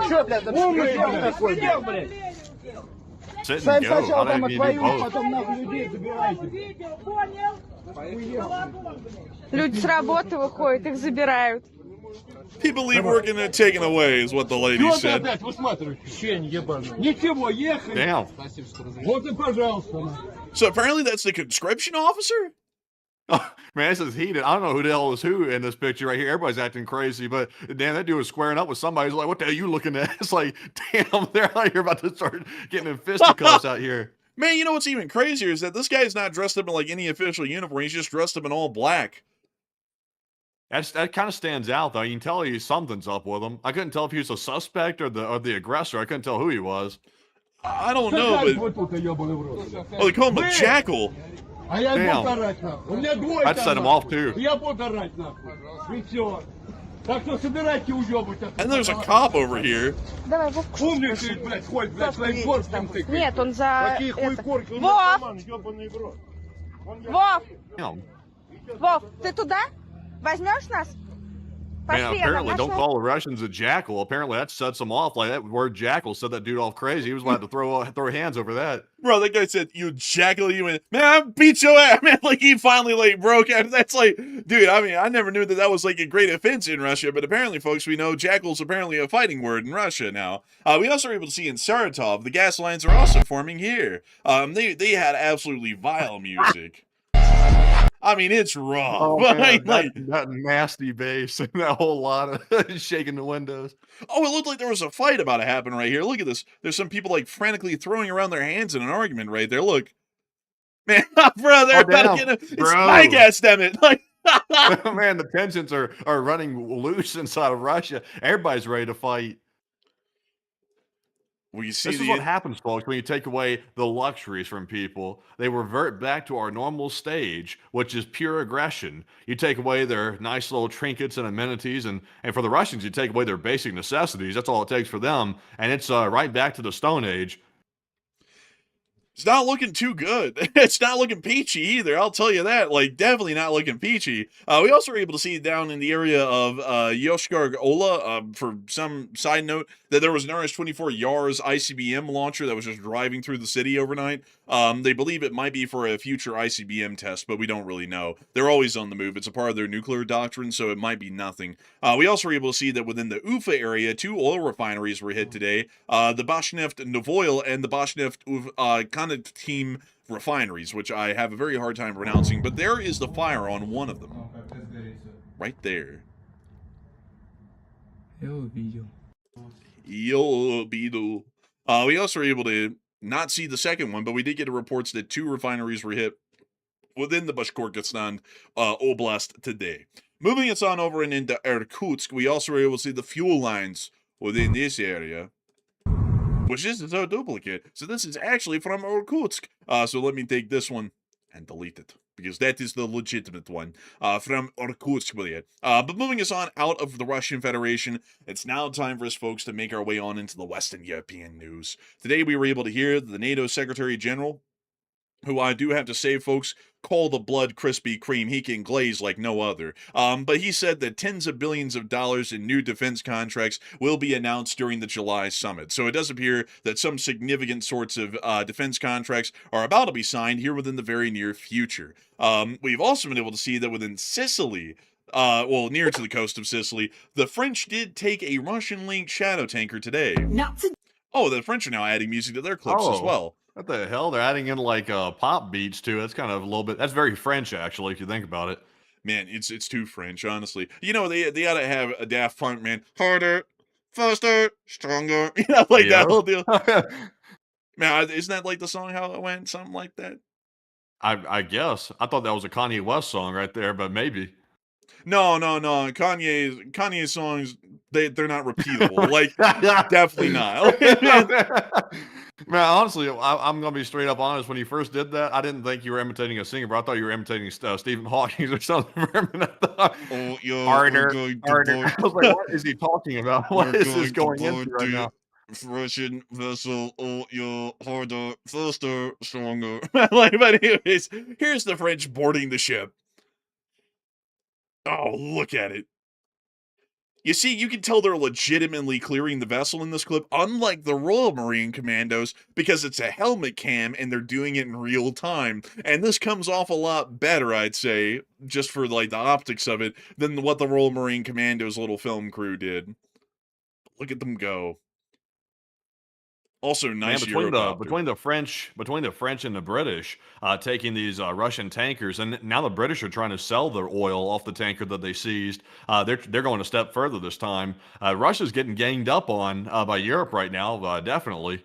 Man, really, they are. You know what's even funnier, man, is that the British are out there trying to sell that oil. I don't even know how they're going to sell it. It's like, fresh oil, get it off the block. It's like, I don't know how they're going to do that. Yeah, I don't know. I guess they're going to like pawn it or something. They're going to go down to the pawn store and be like, "Hey, we got like a whole ship of oil out here. You want to buy it? We just like stole it off the Russians. Y'all want some?"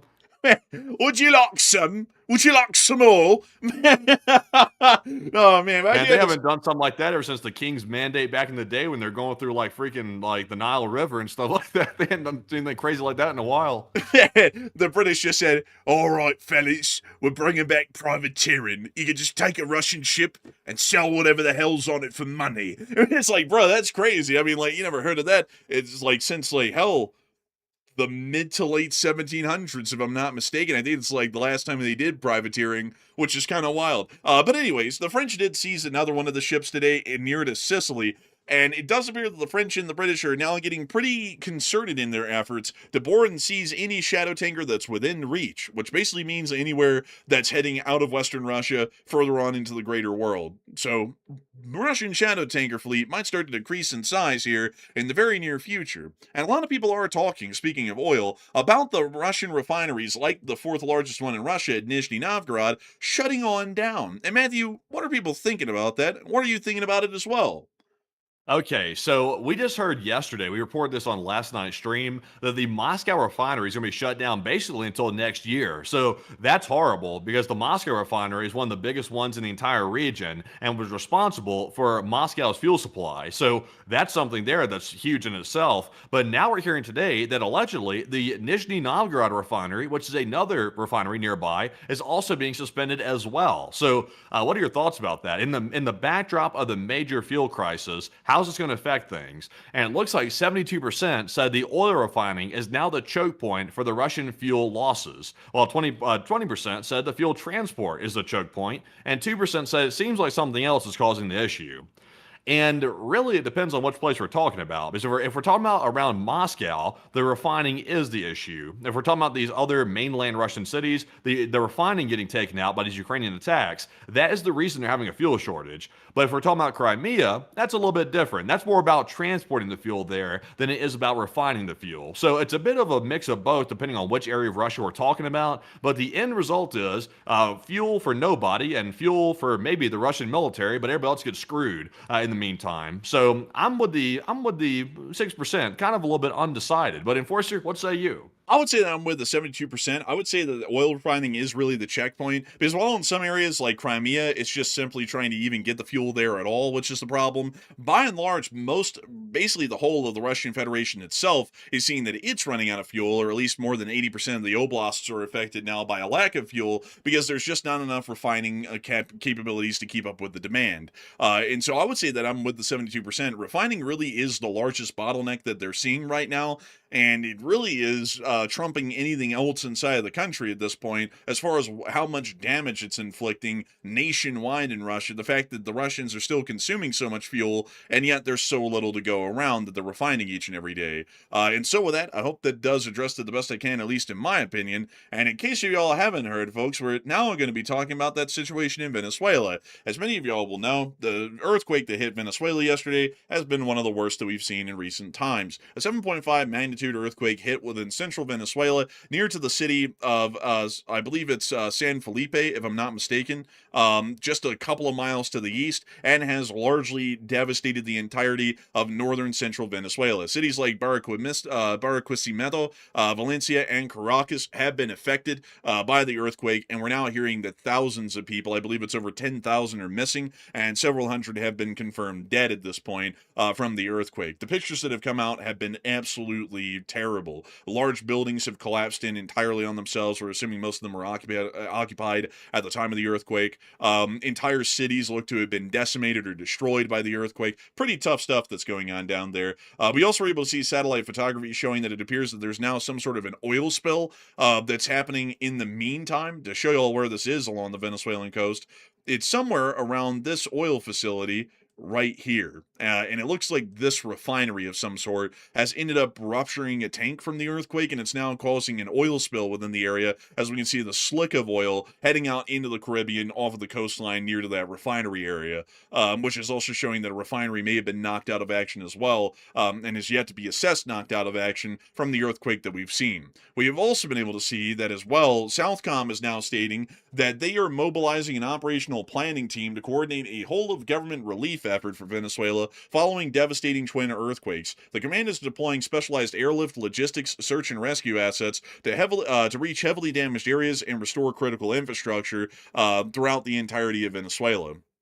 It's a very interesting sort of a situation that we're seeing right now. The U.S. is going to be actively involved in helping, but there are thousands of people who are missing right now in Venezuela.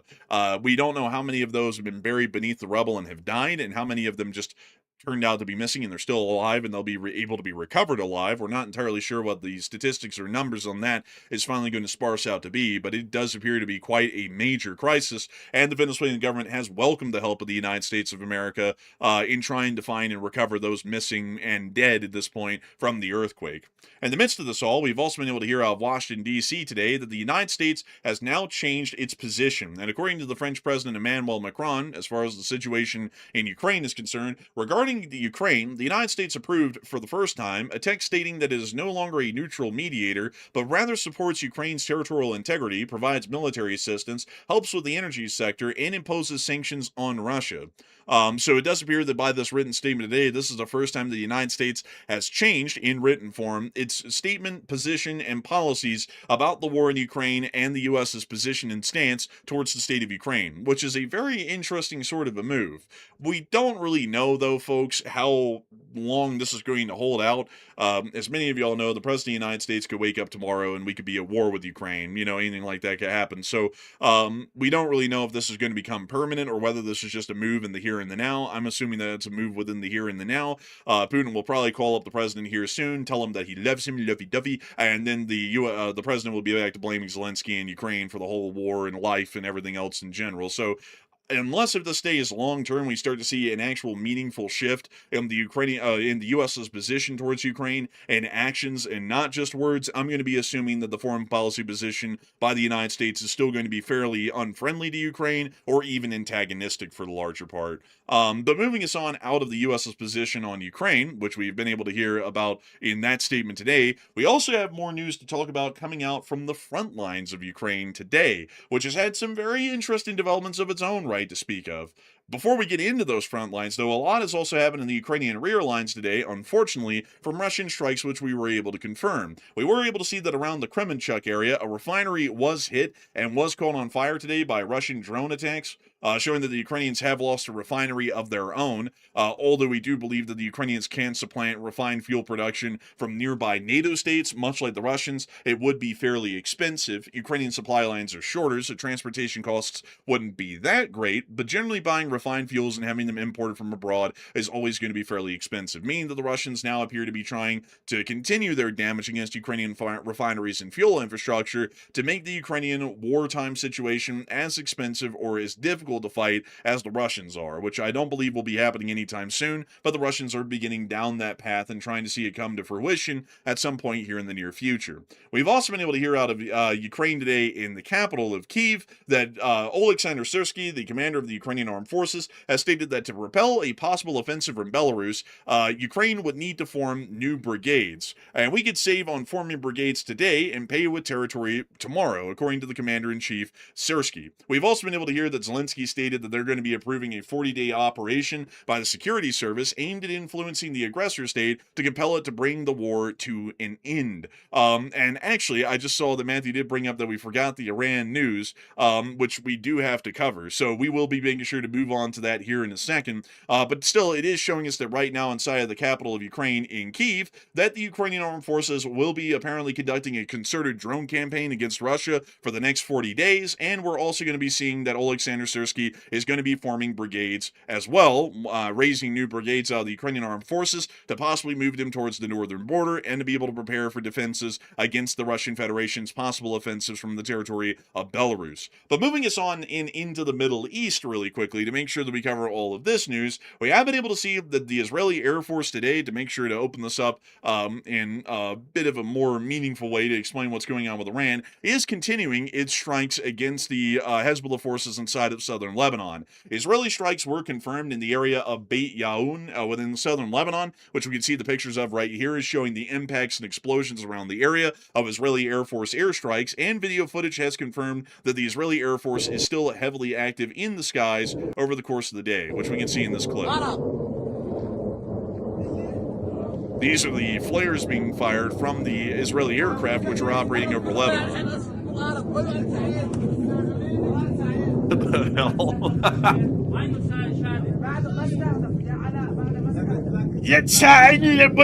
Like, I don't even know what's going on. Really, sound like straight up demons on the ground down here. It's like, what the interesting commentary. Hell, it's something else. We also were able to hear that at the same time today, in the midst of the Israeli attacks, the vice president did say something that sounded very positive today.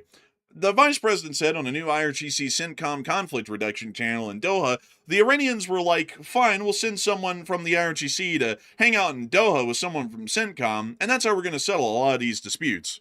I gotta say that the technical wordage here inspires much confidence. It almost reads like a Californian girl with like a very nasally accent would say this, honestly, like, I'm not gonna lie. But anyways, outside of that, while the vice president's saying that de-escalation is gonna be working incredibly well, the Iranians appear to be showing otherwise. The Iranians said today that they rebuffed more U.S. claims. According to MB Golubov, America falsely claims our unfrozen assets will buy their agriculture. Interesting. The only crop we're harvesting is what you planted. Decades of mistrust. It's organic, abundant, and homegrown, but apparently the U.S. only exports GMO soybeans, broken promises, and trash talks.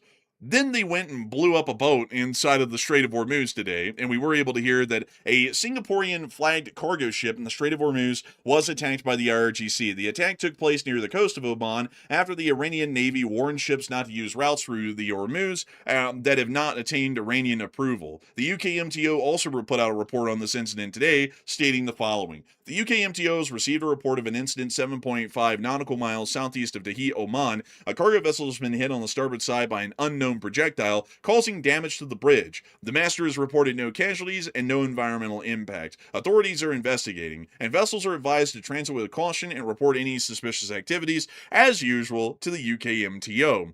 So very interesting to note that the Iranians have attacked another ship today, and they did state, and we'll be getting to this here very soon, that if any ships go through an area that's not authorized, and that if the Israelis continue their strikes against Hezbollah in Lebanon, the entire peace deal is going to collapse, and they're going to shut down the strait completely. We also were able to hear them broadcasting those threats today, once again, to more commercial ships that were getting close to the strait, as we were able to see on VHF 16 broadcast here on one of these vessels, the Iranians were still issuing threats not to pass through the strait.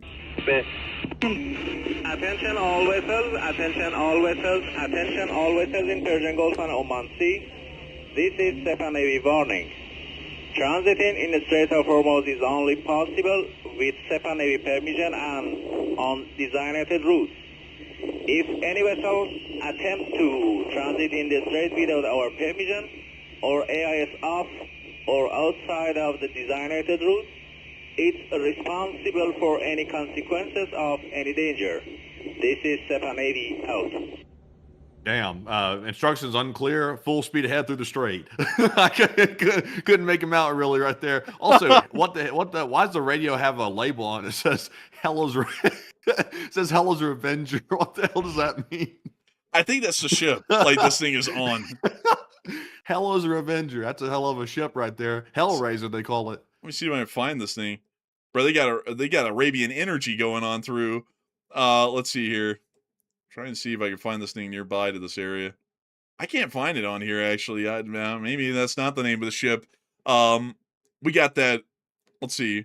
We got that flora and that fauna out here passing through the strait. But the Hellas Revenger apparently is the one that received this transmission, I'm supposing. And they put that on there for the new crew members to know the name of their ship off the top of the head in case they had to communicate to someone else. But still, it is showing us that at the moment the Iranians are still issuing broadcasts stating that any ships that are going through the Omani waterways here on the south of the minefield are not allowed, and they have to go through the Iranian Tula routes. And if we look at the traffic that's been going on through the day, it looks like a lot of ships are trying to use the Omani route, but an equal number of them are also still using the pre-approved Iranian Tula routes. Look at them go.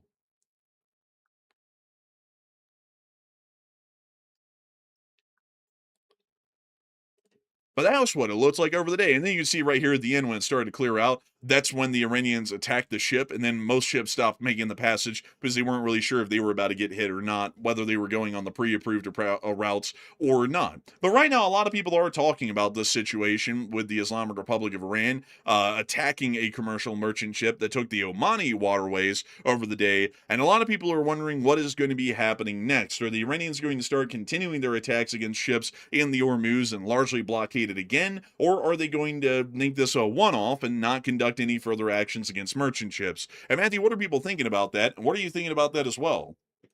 Okay, so the reason why this attack right here is significant today by the Iranians on this ship is this is the first time since the MOU signing that Iran's attacked a ship in the Hormuz Strait, so this is significant for that reason. So what's going to happen now? 66% said Iran will continue attacking these ships, while 18% said the U.S. will start a new military operation, and 8% said Iran will probably back off after this attack.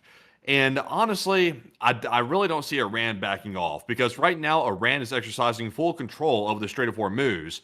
And the reason why they fired on the ship is because one of them tried to take the Omani route, which is not the Iran-administered route, and that's why they fired on the ship. So, despite the U.S. claims of the Strait being free and clear of Iranian interference, it is clearly not, and effectively the Strait is still closed, if we're being completely honest. So, I think Iran will continue attacking the ships, and the U.S. is either going to keep negotiating, which I think they're going to keep doing, and I guess the U.S. is just going to accept the way it is from this point forward, I guess. But Enforcer, what say you? I would say that we're probably going to continue to attack ships. They're exercising complete control over the strait, and it is quite odd for them to say that they recognize Omani Iranian control of the strait, and then when a ship tries to go through Omani waters, they blow it up and then say that it didn't go through Iranian waters, therefore it couldn't pass. It's like, well, what the hell's the point of saying that it's going to be under joint Iranian-Omani control when the Iranians are going to blow up a ship that tries to pass through Omani waters instead of theirs? It's showing they're trying to make a situation where they completely control all passages in the strait, and ships are scared to go anywhere but a place that's under Iranian control, which gives them full authority over the state of the strait, whether it's open or closed. So I'd say they're probably going to be continuing their attacks on ships, because the United States has largely ceded the fact that they'll never retake the strait, which is a bullshit claim. We could retake the strait. It's just going to take a concerted military campaign to specifically deal with that, and the U.S. administration right now does not want to take an action like that for one reason or another. I guess for the same reason they're not wanting to sign the Affordable Homes Act, which is just bullshittery. I guess that's the same reason why they're doing this one as well, and just kind of screwing over the nation one form or another. But outside of that, I would say that generally, I think that they're going to be continuing their attacks against ships a lot in this manner, whether they're even going through Iranian waterways or not. But moving on from that, we've also been able to hear that during the time of the attack on the ships, the one ship inside of the Strait, there were actually U.S. fighter aircraft up and tankers nearby as well that were apparently supporting their operations. So the U.S. just watched the Iranians lob a drone or a missile at this ship and hit it and did absolutely nothing to stop or protect the vessel, considering that what the Iranians did today is clearly in a violation of the Memorandum of Understanding, which laid out that there would be no hostilities within the Strait of Hormuz. The Iranians have been quite vocal today about what they did and what they're going to be doing in the future as a result of this, as we were able to hear that as of today in the negotiations, the Iranian Deputy Foreign Minister Garibabadi said that no plan to grant access to nuclear facilities targeted in recent U.S.-Israeli strikes or to related materials. Report of an inspection agreement is rejected, meaning that the Iranians are saying openly right now they are not allowing the U.S. access to any of their nuclear facilities or their nuclear material. So we're still back to square one that we were at the very beginning of this year when the U.S. went and talked to them and we said, let's talk about the nuclear stuff. And they said, we're not talking about it. We're going to do whatever we want and y'all can go kick rocks. They're still saying right now, we're not going to let y'all access our nuclear stuff. Y'all can go kick rocks. That's what they're still saying. So we have achieved absolutely nothing at this point. And these next 50 days, I believe, that are left for the Memorandum of Understanding period are going to pass by with absolutely no agreement being made on any nuclear issues. We also are able to see that the Iranians are still hardlining, according to Syed Mohammed Marandi, by saying that the president must implement the MOU in full. The slaughter and occupation in Lebanon must end. Otherwise, Iran will take a very strict stance and will not be bound by the agreement either. Time is running out. And that was in response to the cargo vessel being hit today, which Syed Mohammed Marandi directly quoted from Dropsite, and then stated the following about how the United States must impose a ceasefire that stands on the Israelis, otherwise they're going to be returning back to a state of war against the United States and Israel, and they're going to completely shut down the Strait again. And many of y'all, I'm sure, can tell that the Iranians are running the show like they own it at this point, as far as the Strait of Hormuz is concerned in the talks, because we basically put them in a position by not challenging their control of the Strait at really any given point where they're pretty much in this position and can act however they want, and really no consequences come out of it at all, and there's really no concept of consequences because they're in such a favorable position at this point strategically. We also are able to hear that according to the Wall Street Journal, they say that Iran plans to make billions from reopening the Strait of Hormuz. Iran estimates the security and safety services in the Strait, which is basically just protection rackets, will generate nearly $40 billion a year for the countries involved, which will mostly just be Iran because they're not going to allow ships to go through Omani waters. $40 billion a year in perpetuity if the U.S. actually agrees to give away control of the Strait to the Iranians where it's not run like an international waterway. Yeah, essentially, they're being given the keys to build up the terrorist regime even more with that. And that's not to mention all the reconstruction funds and stuff like that of $300 billion. So they're getting $300 billion in reconstruction fund, and then if we add in all the additional monetary incentives and offers that are being given in the MOU, it amounts to roughly, I believe, $600 billion to $660 billion. And then on top of that, now if they control the Strait forever and they get to charge their protection rackets, it's going to be an extra $40 billion a year indefinitely for the rest of all time. So the government of Iran gets $40 billion for free every year by running a protection racket in the Strait of Hormuz, which means that within the next 10 years, they get another $400 billion. Yeah, and their GDP is only like $225 billion for the entire country of Iran. So that $40 billion right there is monumental for them. That's huge. Yeah, it's humongous. I mean, like, that's humongous for anyone. If you think about it, man, like, here's the crazy thing. The MOU basically gives them $660 billion, all included in all of the different provisions. And then they get another $400 billion over the next 10 years. So the U.S. would have given them, folks, about $1 trillion at the end of 10 years from now. Starting from the Memorandum of Understanding, we give them all of that money, and then they control the Strait, and they make this kind of money yearly off of it. They're going to make $1 trillion off of this deal in the next 10 years, which is averaging the U.S. basically shelling out $100 billion a year to the Iranians. Now, let me ask you all this, folks. When you think about that, $100 billion a year to Iran for the next 10 years, and their control of the Strait's going to be indefinite at this point, so it's not just the next 10 years, it's literally to infinity. So, you know, take the $40 billion for the next 100 years, they're going to make $4.4 trillion off of the Strait if they keep running it and keep making that kind of profits off of it. So they're going to make $4.4 trillion over the next 100 years, and in the moment right now, in the here and now of the next 10 years, they would make $1 trillion. And so we look at that, and let's remind ourselves, they haven't promised that they're not going to develop a nuclear weapon. They're not even allowing us, according to what they're saying today, to even go in and inspect their nuclear facilities. They're still developing intercontinental ballistic missiles. They're still funding terrorist groups throughout the region. And now they control the Hormuz, which they did not do before the war. And we're also going to basically give them $1 trillion over the next 10 years. Does that sound like we're winning?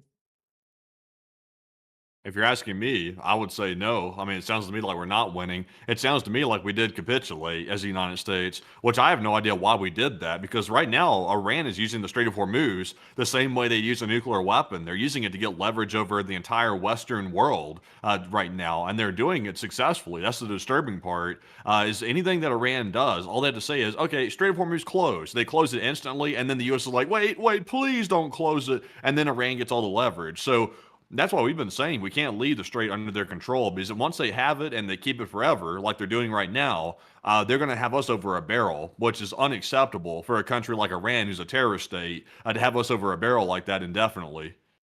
Now, here's something I want to point out that's interesting, folks. This is the pie chart for the U.S. congressional discretionary spending in the year of 2024. And if we look at this, we know that at the time, defense spending made up 47% of the Congress's discretional spending in the budget, which was equivalent to almost $1 trillion. I believe back then it was about $950 billion. It was very close to $1 trillion. So if that makes up 47%, that's quite literally basically the Iranian sliver of the pie given to them over the next 10 years, basically, and most of that given to them up front. I mean, if you looked at that in the discretionary spending of the United States in a single given year, it is about as big as the U.S.'s defense spending was in 2024. It's just I believe $200 or $250 billion short. It would eat up all of the following spending proportions that we make in the discretionary spending by the Congress: discretionary VA benefits, health and human services, homeland security, education, the HUD, energy, transportation, and international assistance. That would be the whole part of the pie that Iran's about to get just this year in this MOU. And now they control the Strait and they can just shut it down whenever they want to. And so then not only did they get all of this money, and we achieved absolutely nothing in the war that we were originally going for, they also get permanent leverage over the United States and the whole Western world, because whenever they're unhappy, they shut down the Strait, and we either meet their demands or they keep it closed and they screw us over. This is ridiculous at this point. If anything, we should see the United States returns back to the conflict and forcibly reopens the Strait to where Iran cannot control it or cannot even fire its ships in the Strait, to make it safe enough to where we do not have to worry about the Iranians screwing us over like that at some point in the near distant future. But moving us on out of all of that news within the middle of the East, it's now time for us to make our way on up into Ukraine and back into Kyiv. Much like we were talking about with the attack on Kremenchuk and also the Ukrainian statements in Kyiv, there was also some significant attacks that were conducted today against the city of Kyiv by the Russian armed forces. According to information that we were able to get, Russia launched 2 Iskander-M ballistic missiles and 2 Zircon hypersonic cruise missiles targeting Kyiv, Ukraine. All 4 missiles were successfully intercepted, including the 2 Zircons. I don't really know which puffs of smoke were the Zircons getting destroyed by the Patriots, but it is confirming that once again, Russian hypersonic missiles are not that good. Even the thoroughbreds, like the Zircons, which are truly hypersonics through and through, are still being intercepted by Ukrainian Patriot missile systems, which is pretty impressive to say the least. Here's a clip of one of those Patriots intercepting one of the incoming Russian missiles over the city in broad daylight. There's the Patriot.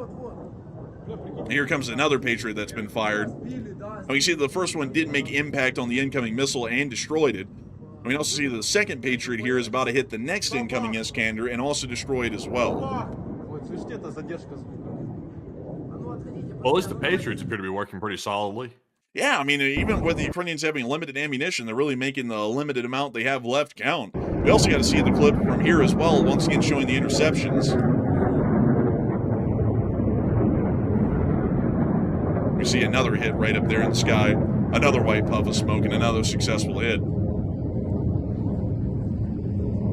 We also got more clips here, generally showing the same interceptions just from different angles. But a pretty impressive sight in broad daylight, mind you, over Kyiv.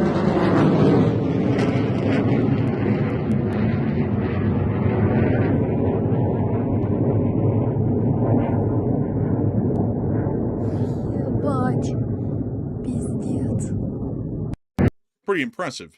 Moving us on out of the city of Kyiv and the air defenses that occurred over the skies of Kyiv today, we've also been able to hear that in the meantime, there is another ongoing drone attack, which we have been covering during the stream, with the threats being reported in the following regions: Moscow, Kaluga, Oryol, Smolensk, Bryansk, Belgorod, Kuban, Crimea, Kherson, Zaporizhzhia, Donetsk, and Luhansk. So most of the western region of the Russian Federation and the entirety of the occupied territories. These are also the attack vectors that the Russians have mapped for the incoming drone attacks as of today, with most of the attacks today focalizing towards Moscow and most likely the deeper interior of the Russian Federation further east of the capital city.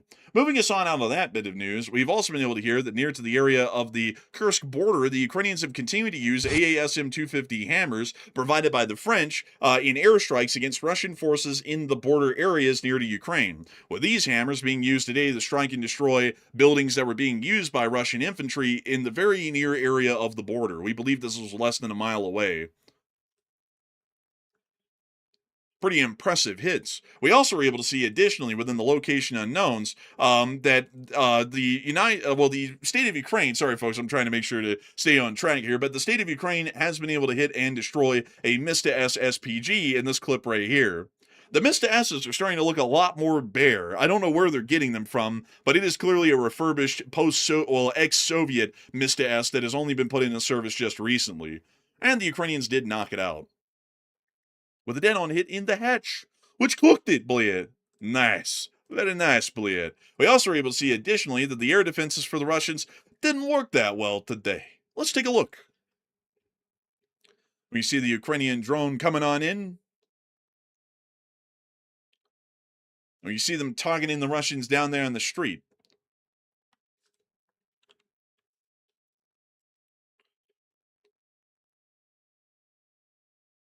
And hitting the Russians right there. Holy moly, folks. Look at that. Look at that right there. I'm playing with that room here. Like, damn. But we can see them continuing to hit the Russian forces here, and it's quite an impressive thing. We see another one of the hits right there on another vehicle. And we can also see the AI system lining up the targets on the road below and showing which ones could be hit, apparently with the operator picking the one that was the closest to the drone. We can then see another clip here of another AI drone targeting another Russian vehicle on the same roadway.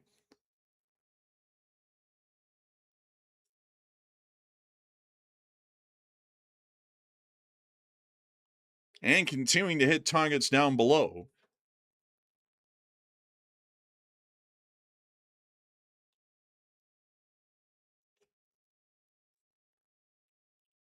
We see them here. Is that a robot or a cow? I think it might have been a robot, like a UGV of some sort. Interesting. Yes, very interesting, I would say. We can also see them continuing to target, and we can now see this drone going manual here, as the operator is now flying it in towards its target after the AI selected what it could hit. And we now see the drone making a dead-on impact onto that vehicle as well. Pretty impressive stuff. We also were able to see the Russian casualty report over the past 24 hours, and holy moly! Dang, they got 6 Bobcats today. They got even more. Like they're taking stuff out like crazy these days, I will say. 6 special equipment. But tell us more. And of course, over the past 24 hours, Ms. Decent, keeper of the records, has stated that 450 supply trucks and fuel tanks is the 8th highest daily loss, along with troops on the 7-day average being below 1,300, so 3 days to 1.4 million, and the June MLRS totals 74 in equals for the prior highest month of March of 2022, and 2 ground robotic complexes were destroyed as well, which were not shown. But over the past 24 hours, we have been able to see that 1,270 Russian soldiers have been wounded and killed over the past 24 hours, along with 2 APCs, 450 supply trucks, 1 main battle tank, 67 artillery systems, 1,994 drones, 4 MLRSs, 3 anti-aircraft warfare systems, and 6 Bobcat skid steers. An impressive day, to say the least, and great to see that the Ukrainians are continuing to hit and destroy so many important Russian systems and the people. But moving us on from that, we also were able to see in the Kupiansk area that Russian forces were also getting hit quite heavily up here, which is apparently too spicy to show. Holy moly, I didn't even know. Down in the Yanukaheve direction in Donetsk, we also were able to see the Ukrainians hitting and destroying what appears to be a possible ammunition dump in the city. Sounds like Orville Redenbacher popcorn. Oh, well, that didn't sound like that.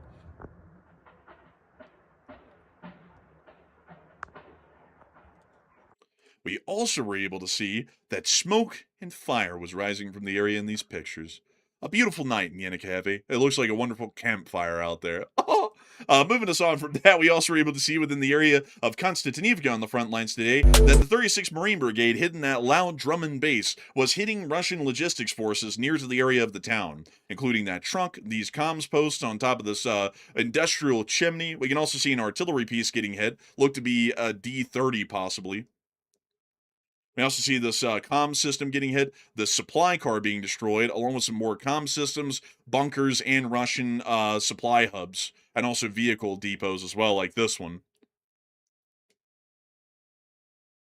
And that's the end of those clips, but very impressive work by the Ukrainian drone forces. We've also been able to see additionally within the Pokrovsk area that the Ukrainians have also been striking Russian logistics in the 4th Omega unit, which we can see in this clip, as they were targeting and destroying those Russian logistics, which largely looks to be a duplicate clip. I don't know why that's happening a lot these days, because I swear, folks, when I look at these at the beginning of the show, I'm always like, man, these are like totally different clips. And then I get on air and I'm like, these are not totally different clips. They're basically the same. But moving us on from that, we also were able to see in the rear line areas today that Russian logistics were still getting cooked. This is not along the M14 highway. Interestingly enough, we didn't get really any clips from the M14 highway, but we did get to see smoke rising here from one of the strikes closer to the front line near the Zaporizhzhia front and near to the Surovikin line. Yeah, these guys got tuberculosis. Sounds like me. Man, like, but with that, we're now moving on down and into Kherson, where we were able to see the Ukrainians hitting Russian. Oh, apparently too spicy there. I never think these things are too spicy, but then they get marked as spicy afterwards. What the hell's up with us? And we also were able to see, as our last bit of news, a Ukrainian HIMARS strike with the GMLRS on the last remaining Russian position at the very edge of the Kinburn Spit. This is to the farthest east that you can go. This is basically off the Kinburn Spit and in the Dnipro River marshes in the Dnipro Delta. But the HIMARS strike was effective and does appear to have rendered the Russian position inoperable. Can I get the yeehaw on the boy howdy bleed? And with that, the Kinburn Spit was spitted on by the Ukrainians, I guess. Man, hawk, Tula, and spit on that thing, I guess. Man, that girl, like, she kept riding that fame forever. But, like, still to this day, riding that whole deal. But anyways, with that, it is time for us to move on out of the Kinburn Spit and on into the second segment of the stream, because unfortunately, folks, there was no speech from the President of Ukraine, President Volodymyr Zelensky, today. So to give you all a short little statement from Zelensky, hello, I am President Volodymyr Zelensky, and I say, we blowing up them Russians. And so there is your speech from Zelensky, I guess. That's maybe the best we can do. But it is time for us, folks, to move on and into the second segment of the stream, where we get to talk to each and every single one of y'all. And I gotta say, folks, that it's been another blast to deliver the news to all of y'all tonight, to make sure to keep this news rolling. We had a peak viewership tonight of 16.3 thousand people, and 85,000 people have been here within the course of the past 2 hours and 10 minutes watching the show and hopefully enjoying it. And we're always honored to be able to provide the news to all of y'all, and I hope that it really was a good one again today. If y'all have enjoyed, please make sure to subscribe. Hit that like button and anything else that you would like to do. Hit the thumbs down if you want. I mean, that would be sad. We'd like you to hit the thumbs up, but you can if you want, I guess. But beyond that, it is time for us to get to talking to all of y'all, and I cannot wait for that. We're going to be making sure to get to the super chatters first, and then we'll be getting to all of our live chats, hopefully as many of them as we can, after we get done with the super chats. And so, without further ado, Matthew, what do we got? All right, and it's now time for the most anticipated part of the stream. As some people say, people love to say they love this part of the stream right here. I love it personally. So, also, by the way, I have scanned for more breaking news, and right now there's nothing else happening that we can see. So, any more damage footage that we're going to get out of Russia and Moscow, it'll probably be out by tomorrow for the short war video. That's my guess. So, right now it appears we're in the clear unless something happens out of the blue during the question segment. So, with that, jumping right on into our super chats and then our live chats and Morse code decoders. Our first super chat, the last segment, goes to Darren Quinn. And Darren put in a very generous $50 support all the way from Australia. It's an Aussie viewer. And thank you very much, Darren, for that support once again tonight. He said, because I hate Russia and China conspiring the occupation and watching LSA since war started, how you guys keep it real and comedic, but tell the truth days before the rest. Thank you. And keep the clowning alive, as this is nasty sickness Putin. Hey, and a big shout out to Darren Quinn and a humongous thanks to you for the support all the way from the land down under in Australia. And I gotta say that it's a wonderful and amazing thing to know that folks in Australia enjoy this show and get the daily news from around the world. Here in America, y'all get it from this wonderful place called Utah, which is a lot like Australia in many ways. Like right now, the whole state is on fire. Luckily today, though, it kind of died down and the smoke wasn't that bad. But I gotta tell you, folks, I've been dealing with something weird ever since the smoke has come here. And whenever I talk on air, like at some points, like, I don't know if it's because I'm talking so loud or something, I'm not really sure, but like I can hear like stuff popping inside of like my skull while I talk sometimes on air, and it's only been happening since the smoke came here. I don't know if that's related or whether that's just something going on. Like, it's never happened before, so I'm like, what the hell is that? Because I'll be talking, I'll just hear like this pop inside of my head, and I'm like, what is that? Because it's like from like my like nasal cavity area. It's weird. But beyond that, though, it is kind of on fire all over the state right now in Utah. And from what I remember, I think Australia also deals with a significant amount of wildfires as well, just from like their natural, I guess you could say, flora and fauna out there that exist in the wilds of Australia. But I gotta say, a humongous thanks to you so much once again for the support and enjoying this channel and helping it to keep on running, because you help us to be able to keep the kind of comedic but hopefully accurate news coverage that we do every day here on this channel. You know, like it's really something when we think about it with what we do here, because we try and make sure that it's not too heavy that people cannot bear it, but then we also have to make sure that we're accurate enough to be able to get the news out in great detail, and that's a pretty fine line to be able to run most days, because, you know, sometimes it can sound doom and gloom, even if we're trying to report it kind of in a light-minded way, or more so in a light-minded. Not a light-minded, kind of like a light way. Like, I'm trying to figure out how to word that. Yeah, lighthearted. Lighthearted. Yeah, that's Hey, the man, word. man, English is hard, man. English English is hard tonight. Man, I'm not gonna lie, man. It really is, man. Like, very soon, 长话man. Like, no, he's studying Mandarin. But beyond that, though, I gotta say, a big thanks to your support, though, Darren Quinn. And I gotta say, thank you so much for helping us to keep the Lee Spring Army running for years. You've been around for a very long time, and you've been an old guard and a channel legend for a hot minute, and we greatly appreciate you for the support and helping this channel to keep on running. And so I hope that does address that incredibly well. And with that, we're on the next one. And our next super chat goes to none other than John Garner, another channel legend. And thank you very much, John, for that $20 support. And we do appreciate that very much. And John said, I know I've been distant, but I'm still here. And I have to say, a big thanks to you for the support in helping this channel to keep it running. But I've never heard of any ants that are dissed. So I don't think you've been distant. I think you've been distant. You know, it's you're far stretching away. now. You're stretching. That's stretching, man. Oh, I know. Yeah, that was a pretty lame dad joke. I mean, that was a pretty bad one. They're about to take me out behind the barn and put me down. But beyond that, though, I do have to say a big thanks for your support, John Garner, and we are happy to know you're still here. Every once in a while, though, like, just to say, no worries at all. Usually, folks have to take a little bit of time off the show, either being present in a live chat, and other things as well, to be able to take care of their own livelihoods and their lives and everything else that's going on. And every viewer eventually always takes a little bit of a break, a couple of days or a week, sometimes a couple of weeks. But then when it becomes a couple of weeks, we even start to get worried. We're like, where's so-and-so? Like, where have they been? But beyond that, we thank you for being here, and we thank you for still watching and enjoying. And I hope that everything in your life is going well and nothing's going too badly. You just have to make sure to keep business in order and deal with things that are probably, hopefully, not too serious and nothing that's too major. But a huge thanks to you so much once again. I hope that has addressed that incredibly well. And a huge thanks to you for also being another old guard and a channel legend.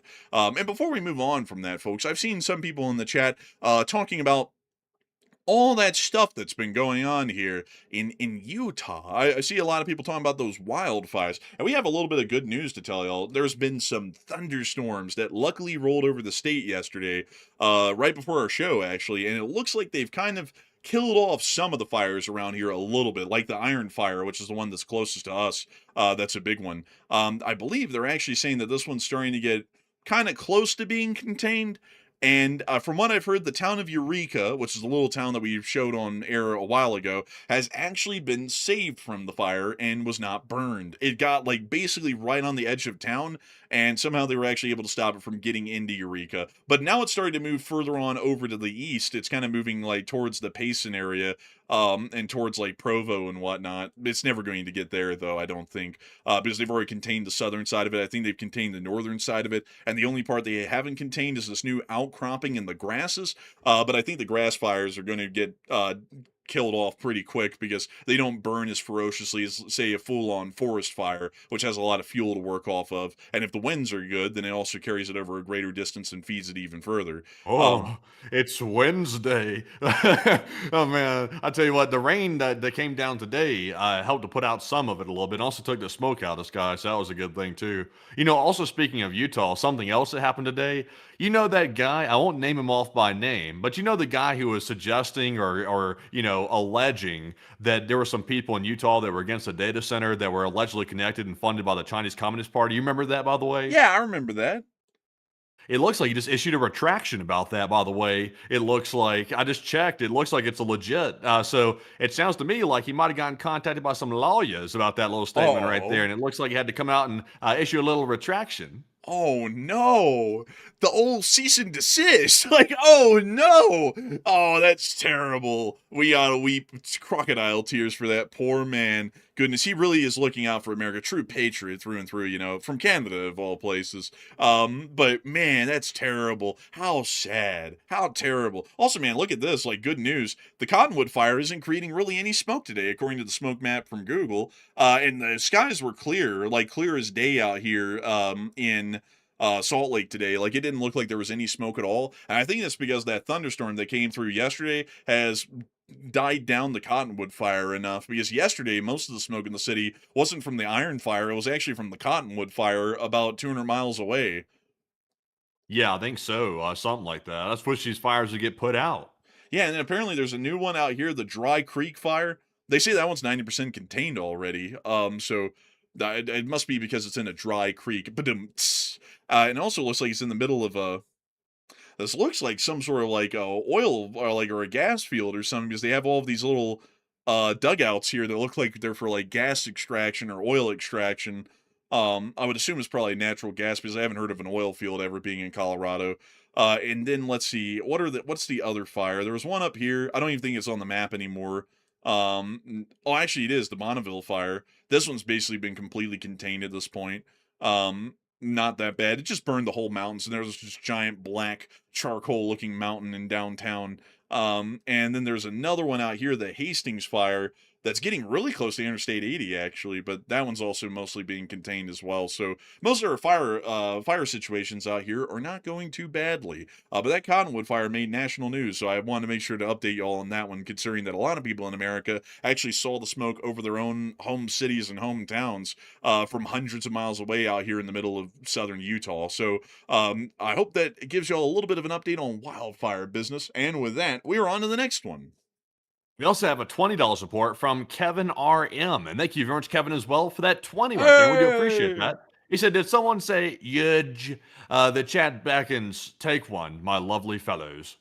And I gotta thank you greatly for the support, Kevin RM. We're greatly appreciative of people like you, amazing people like you. You help us to keep this channel huge and help it to keep growing every day. We hit 601,000 subscribers a few days ago, a very beautiful number. Many people say that 601 is the perfect number, and honestly, I would say that there's no better number than 1 million. We would love to see 1 million subscribers. Really gonna be something, honestly. It's gonna be great. It's gonna be wonderful. So many people are gonna be calling us up going, Sir, you are definitely on the platinum government watch list now. They love listening to you. We're going to be like, oh, that's great. That's wonderful. Beautiful stuff. But I got to thank you greatly for the support, Kevin RM, and helping this channel to stay big and beautiful and huge. And we will make sure to get a live chat in your honor. So, Matthew, what do we got?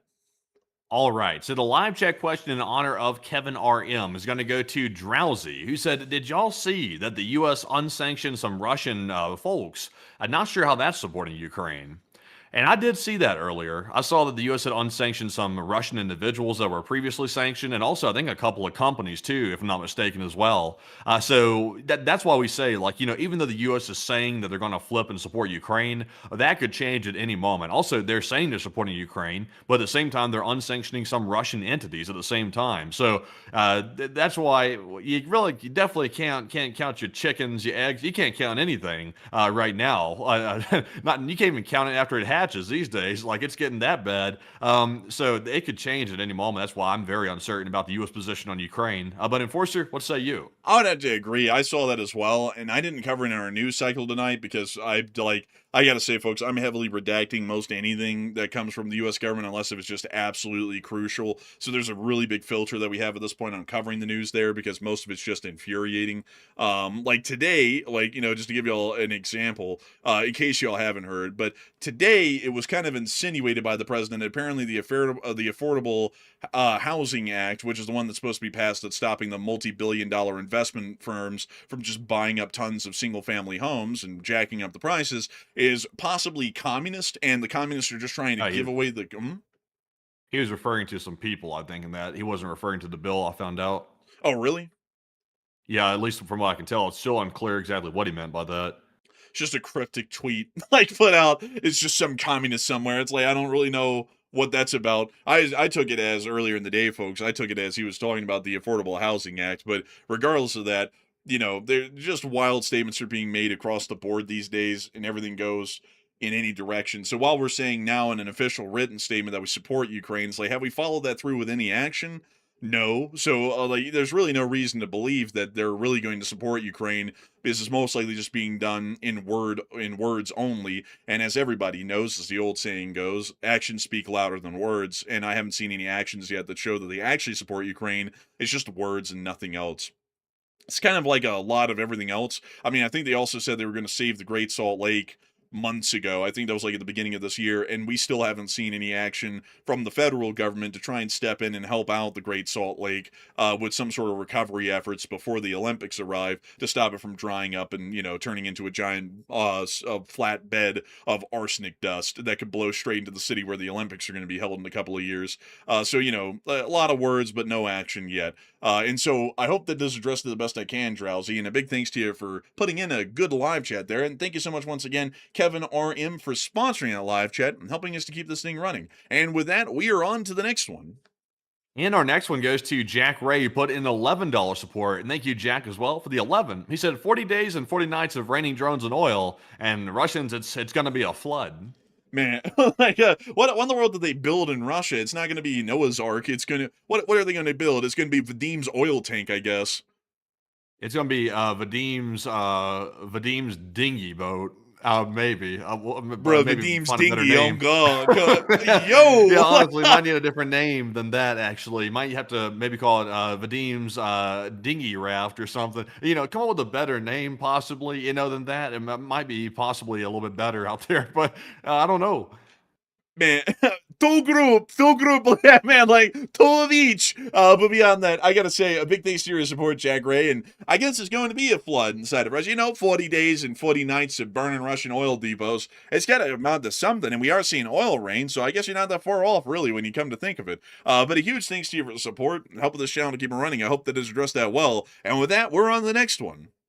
We also have a 10 from I Will Eat Your Hot Dogs. He said, Sir, Ukraine's advancing. Oh, we like that big juicy worm. We love it, by the way. Can this be the first steps of the Ukraine counteroffensive? They said, offensive counter. We love to do that. Counter the offensive. We love to be extra big at counteroffensive. They call it, Sir, offend them, sir. I said, no problem. Will do. Any guest request is not ridiculous. But Enforcer, what say you? I'd say that was a good voice impersonation. First off, very good one. Everyone give him a round of applause. That was very good. Secondly, I would say that, yes, I would say this is largely the opening because it looks like probing attacks that we're seeing right now and probing actions to see how weak the Russians really are. And they're trying to gather reconnaissance by fire to see how well equipped and well armed they are and what they're going up against in real form. So that way, in the future, they can go and start working off of offensive plans and generally have a good idea of where they were at a couple of months ago, where they're at right now, and where they're probably going to be in a couple of months from here, probably in the fall. So that way, if an offensive is conducted in the fall, they'll generally know that they're going up against basically no resistance. So I would say, yeah, this looks like the opening of an offensive to me, and that they're starting their little probing attacks and a little bit more actions happening down in Zaporizhzhia than normal because they're trying to see what an offensive is going to be drawn up to turn into in the fall. So a big thanks to you for the support and helping this channel to keep it running, and I hope that does address that incredibly well. I will eat your hot dogs because it is a very, very good question. And with that, we are on to the next one. We also have a 10 from Lavantava, and thank you for that support. They said if Russia nuked Kyiv, would strikes on Russian nuclear power plants be justified retaliation? And could warning the Kremlin of such retaliation help deter Russia from escalating to that level? I don't think they would ever nuke Kyiv. Like, I don't think they would do that. Like, even in the worst case scenario, like to nuke Kyiv, Kyiv is very densely populated, so the casualties from that would be off the charts. I think pretty much every country on the planet would probably gang up on Russia at that point, because not only would that be massive civilian casualties, it would also be the death of the entire Ukrainian government in the process and the destruction of the literal capital of Ukraine as well. So that would be horrific, to say the least. I think at that point, Putin would be on the run at that point, essentially. Or it could be that maybe people get so scared that he did something so crazy like that everybody sits back like cowards and doesn't say a word about it. I'm not really sure. But Enforcer, what say you? I would say that I generally think they're probably not going to nuke Kyiv. If they nuked anything, they probably end up nuking some sort of a frontline city like Kramatorsk or Zaporizhzhia, I think, because that would be more so in line with a tactical nuclear weapon rather than a strategic one.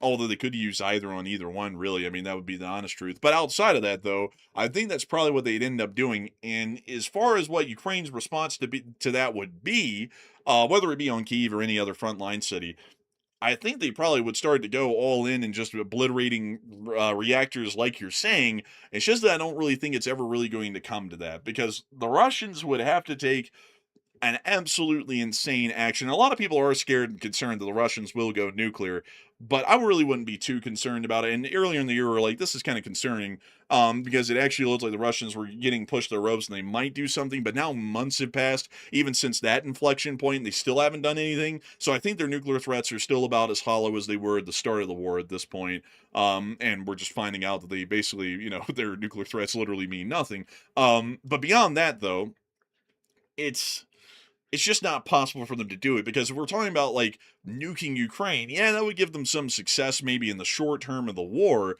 But what does that say to the European countries? How would France and Britain react that are nuclear powered? We know that France especially has a pretty strong sort of a mindset. They haven't acted on it a whole lot, but they do have a pretty strong-headed mindset of their own. If they see Russia nuke Ukraine, they might think that Russia will nuke a Baltic state or Poland next. So then France would extend its nuclear umbrella by default to all of those countries in that region, say that if Russia nukes them, they're nuking Russia. So now nuclear escalation has gotten very tense at that point between nuclear forces in NATO and nuclear forces in Russia. China's going to look at that and go, well, if they can nuke Ukraine and get away with that, we might be able to nuke Taiwan and get away with it. Meaning that nuclear war in East Asia is a lot more likely, which could lead to a major confrontation between China and the United States that might lead to a world war possibly because of the importance strategically of Taiwan. We could see, for example, the U.S. nukes Iran to be able to get their way in the deal. We just start nuking their uranium enrichment sites at Qom and Isfahan and elsewhere and Natanz, and largely just knock them completely out of operation. We could nuke the Strait of Hormuz and clear out all of the mines there pretty easily at that point, because we would have the justification to do so because of what the Russians have done, because now we're living in a world that's a knife's edge away from a full-on nuclear exchange. And then if somehow a world war happens between China, the United States, and Russia gets involved, or a world war happens in Europe at that point because of those sorts of nuclear escalations forcing a conventional war, nuclear war is only a couple of steps away. And considering that Russia would have already used a nuclear weapon, we're not going to be going into a conventional war with Russia with the mindset of them using a nuclear weapon that's highly unlikely. We could probably negotiate our way out of this without demanding unconditional surrender from them. We're going to go into that war along with all of our other allies in Europe thinking they could use a nuke on NATO at any minute.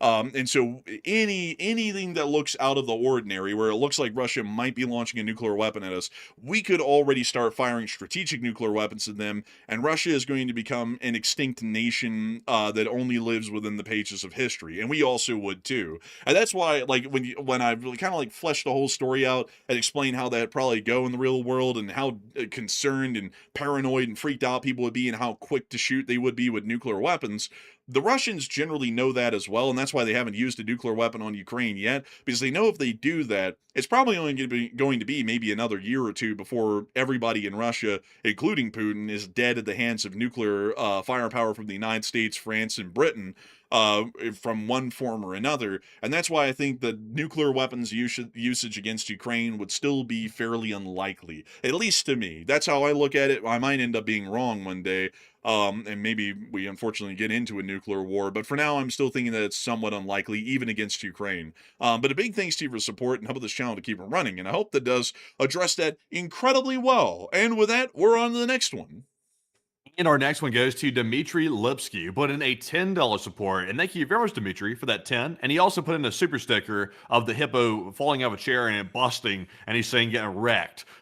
So I guess we can pass the Russians. But also a big shout out to John Arnold as well. He put in a 7. But a huge shout out to you both, Dmitry and John. But Enforcer, what say you? And a big shout out to both of y'all for that incredible support and helping this channel to keep on running. We're greatly appreciative of y'all's support, and if it wasn't for folks like y'all, this channel just would not be possible, and we wouldn't be able to keep it running. And so humongous thanks to you so much once again. I hope that has addressed that incredibly well, and with that, we're on to the next one. We also have a 5 from Justin R. And Justin said, I'm going to watch the game, but LSA and go Team USA. And honestly, I'll be glad when that World Cup's over with. I think it's over with on July, 14th or something like that. It's a long event, this whole thing here. But yeah, I'll be glad when that thing's over with, personally, for my own selfish reasons. But Enforcer, what say you? Oh, Turkey beat the United States, so 3-2. So it looks like the U.S.'s run in the World Cup looks to have ended, I think, at this point. So unfortunate. I was hoping the U.S. would get way on up there, but it looks like, sadly, we once again didn't make it up there. I think we made it to Group D or something. Yeah, Group D, we made it there, and that was it. So it looks like Turkey is moving on, and we're not. But still, a huge thanks to you once again for support. And I was wishing the United States well, but sadly, it looks like their run of luck ended today. But a huge thanks to you once again for support and help this channel to keep it running. And long live the Lee Spring Army, and the Lee Spring Army will never truly die. And with that, we're on to the next one. We also have a 14 from Joe Hobo, and thank you, Joe, for the $14 support. We do appreciate that. He said, will someone tell the U.S. leadership that the job is more than just putting the name on everything? The cabinet's too worried about being demoted for questioning the smartest guy in the room.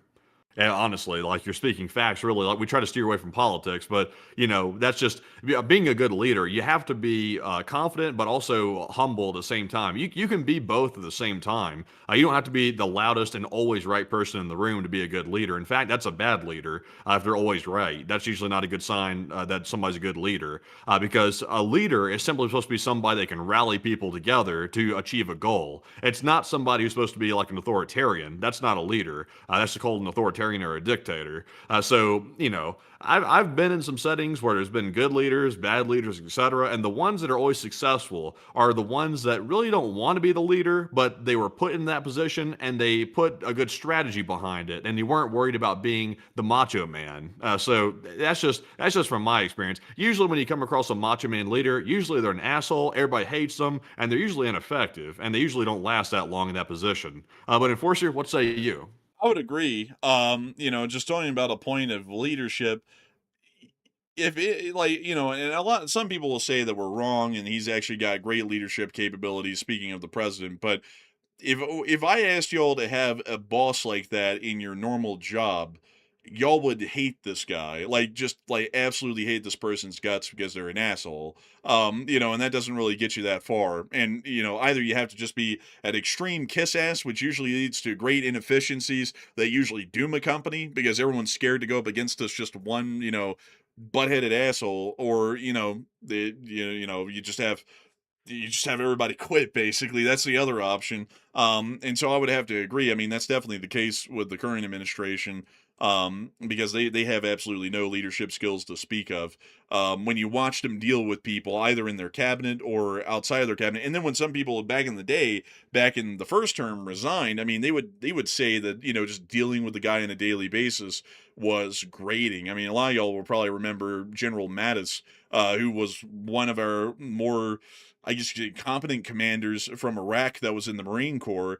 And he resigned in protest and said that the president was impossible to deal with because the president wanted to act like he knew everything. And if you said, well, that's not the case, it actually goes like this instead, it was a personal grievous offense to him. And then he acted like he had something out against you, which made it impossible to work with him, advise him, or anything. And so that right now, I mean, everybody up there in Washington that's in his cabinet, they don't tell him anything. He just tells them stuff like he knows everything. They Yeah. all just nod along and agree. You know what's concerning these days is to be popular in America. It used to be that people's main factors, or at least the majority of the public, the vast majority of the masses, they used to look for like confidence, empathy, good judgment, and values when they picked good popular leaders. That's what they used to look for. These days, people look for the most bold, brash, loudmouth, and exciting people they can find. And those people usually don't make good leaders. That's the problem. It makes them popular in the modern society, but it's a bad recipe for a bad leader. I just don't know. Like the people that are boring, like when we've had boring presidents in the past, yes, they're boring. Nobody really wants to listen to their speeches, really. Like, granted, they'll bore the hell out of you. They'll put you to sleep almost. But at least they're more grounded and stuff like that. I'm not speaking about one particular president. The last few that we've had have kind of been like that. It's just people have to realize that the whole reality show like type deal, that whole personality aspect there, that is not what you want as somebody who's in public service. Public service is not a glorious position. It's never supposed to be a glorious position. It's about serving the public. And the moment it starts turning into this prestigious, like, oh, if you have this, it's like all the trappings with it, the gold, all this extra stuff. It's like, that's not what it's supposed to be about. It's supposed to be about sacrifice, service, and even in the top position, the presidency, it's supposed to be about that. But I feel like America's kind of lost its way with that. Yeah, I would definitely agree. I saw someone, of course, take it politically. When a Kool-Aid drinker came in, I don't know how some people, and also this is a shame of the country these days, is that you can't ever just assess someone in a vacuum like we are right now and say, qualitatively for a personality, this person has a very tough personality. Clearly, saying that, according to this one person, that means that we must love the other person that ran in the last election, which is certainly not the case. I thought they were quite poor in their abilities as well, and Don't many even other give them the time different. of day. Those people are like brain dead, basically. Like Yeah, I mean they there's are.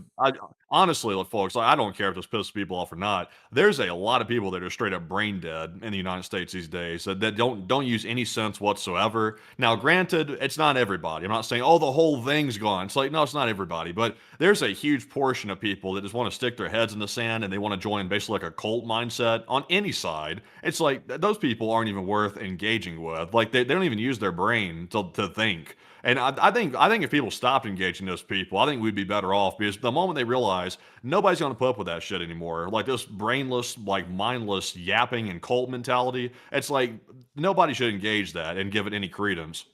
Well, I don't engage it, but I do point it out though for other people to look at it and say there's a lesson in how not to be an idiot.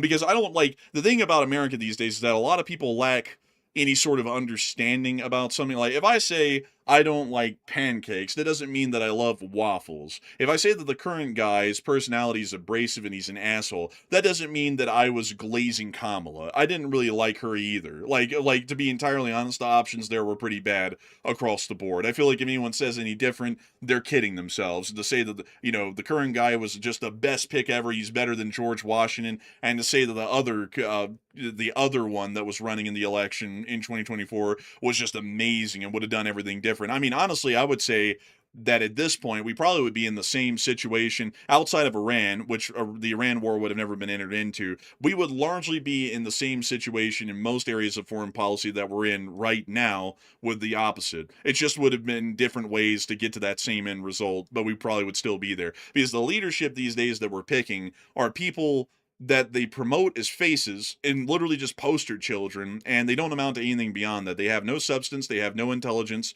they don't have any experience or really any interest in what they're even getting elected for, which is running a nation. You have to be interested in actually being Yeah. concerned with the affairs of the nation to be involved in running the nation, and none of them are. I mean, they're absolutely substanceless candidates. Yeah, and also, people complain these days. They're like, "Hey, I'm guilty of this too." I'll be like, "Why are the candidates not debating policy? Like, why aren't they doing that? Like debating like healthcare policy and stuff like that." They don't really get into policy anymore. And what's the real like god honest reason they're not getting into policy is because the majority of people have no clue what they're talking about. Number one, and they also don't have the attention span for it either. So the politicians go around basically appealing to the most bottom denominator of people that have no common sense or no intelligence whatsoever to even discuss a topic like that. And they just start zinging one-liners at each other, insults and one-liners and, gotcha It's like like type reality shit like TV. that.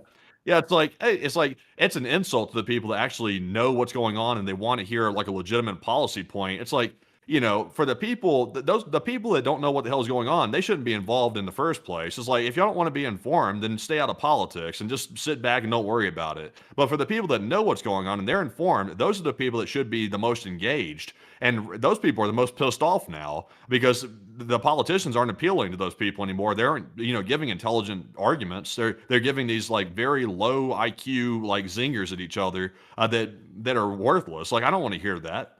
And also, I mean, a lot of the stuff that you even hear of on policy points these days in the United States are so far removed from reality that none of it's actually implementable. I mean, like it just blows my mind. Like people live in a fantasy land, like a lot of voters do, to where the stuff that these people promise them, they think it can actually happen. Like, when you think about it, like the president saying we're going to bring industry back to America and manufacturing is one of them with the tariffs. That's never going to happen. I mean, any economist is going to tell you that's impossible in modern day, completely undoable. And I said that back then. I said that when he was putting in the tariffs. I said this is just completely impossible to make this work out the way he's wanting. If anything, this is going to hurt the U.S. economy, and we're still not going to achieve what we want. And here we are in 2026 in June. And no U.S. industries have returned back to the United States. No U.S. manufacturing has returned. It's still all overseas, and the tariffs only did a little bit of damage. It's like, that was exactly how it was going to be. Or on the other side, you'll get something like, let's implement the Green Deal that's $20 trillion in government spending, but fiscally that's just absolutely impossible in the time frame that they're looking for. And it's like, that's just fantasy. It's this fantasy as bringing manufacturing back to the United States. Like, it's just everything lives in these fictions these days. And you either are forced, to deal with the most people in mainstream political discourse, you're either forced to just completely throw reality out of the window and live in political fantasies and argue one political fantasy over the other, and they'll never come true. Neither of them will.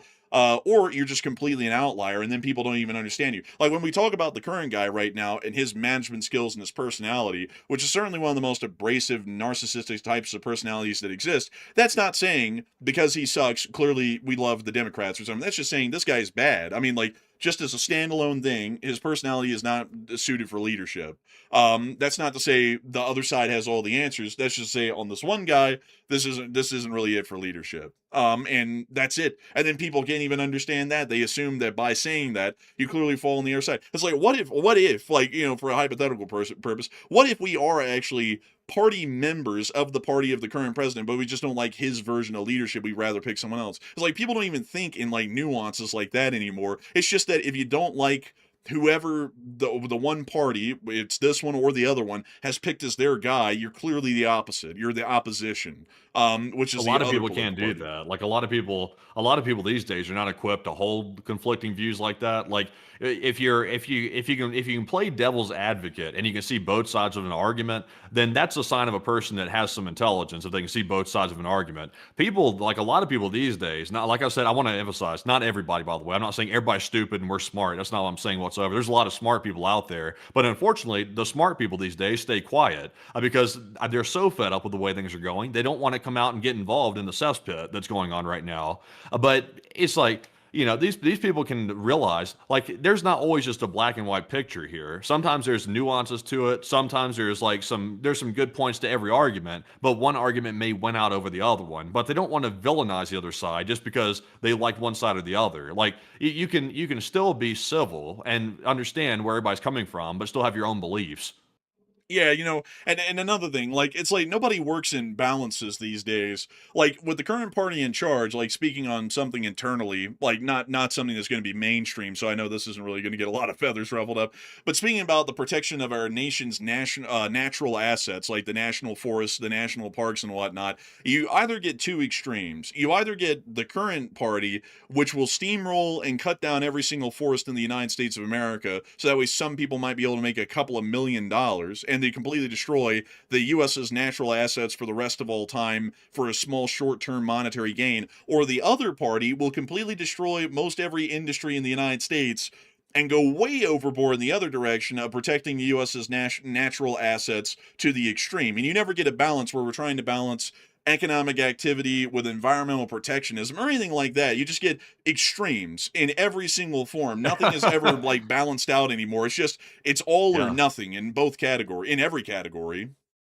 Yeah, and the reason why you get those extremes is most of these politicians these days are bought and they're paid for. That's why you're getting extremes like that. Because I was talking about this with Andrew today when I came over to his place today to go drop something off.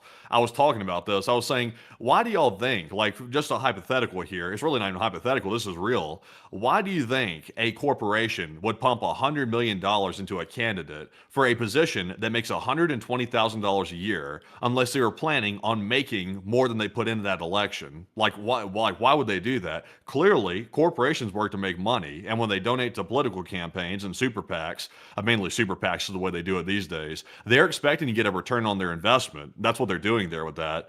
So it makes no sense whatsoever why they're spending $100 million on a candidate to make $120,000 a year. It doesn't make any sense. It's like, we're not naive. I mean, people understand that these people that are candidates are making underhanded deals with people. Like, the people that they're getting donations from, they owe favors to those people. People can pretend like they don't, but that's the way it works. It's a quid pro quo type of system. And everybody's like, oh no, they wouldn't do that. That's bribery. They do it every day, and people pretend like they don't. It's like they're doing it in the wide open these days. They're not even trying to hide it anymore. It's just wide open. And I also saw someone in the chat, an interesting point. Someone said, you're way overreacting on conservation, natural assets, as I call them, conservation. And I asked how. I want to actually hear why, because I'm interested in what you're saying, because maybe you're saying I'm overblowing. It's not that big of a deal. But the thing is that I'm not really overblowing it, at least in my opinion, because I don't know if you've seen it. And okay, so it's basically because they're screwed. So the Forestry Service is screwing the public by maintaining the national wildernesses. I don't really get that.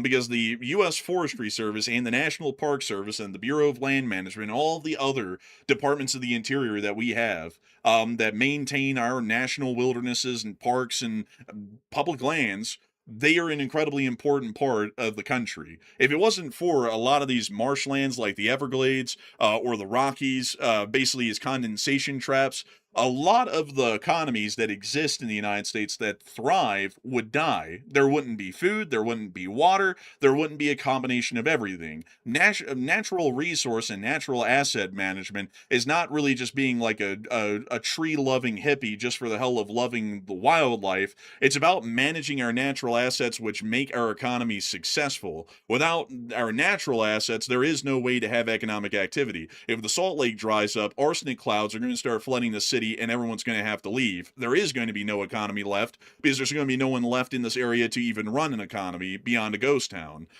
So when we talk about things like natural asset management, that's an important part of keeping the economy running. If we keep pumping, say, heavy nitrogen-based fertilizers into our farms, and they keep washing off into the Mississippi, and then they go out in the Gulf, and that nitrogenification of the Gulf of Mexico keeps killing off the fish there, the fisheries, which many tens of thousands of Americans rely on as their jobs as fishermen, those fisheries start to die off, those people are out of jobs. It's not really about just loving, say, the trees to screw over everyone in the industries or to just, hate people who want to make money. It's about making sure that every single little piece of our economy can still exist and that they can still have their jobs. Otherwise, a lot of people are going to be left without food, jobs, and everything else.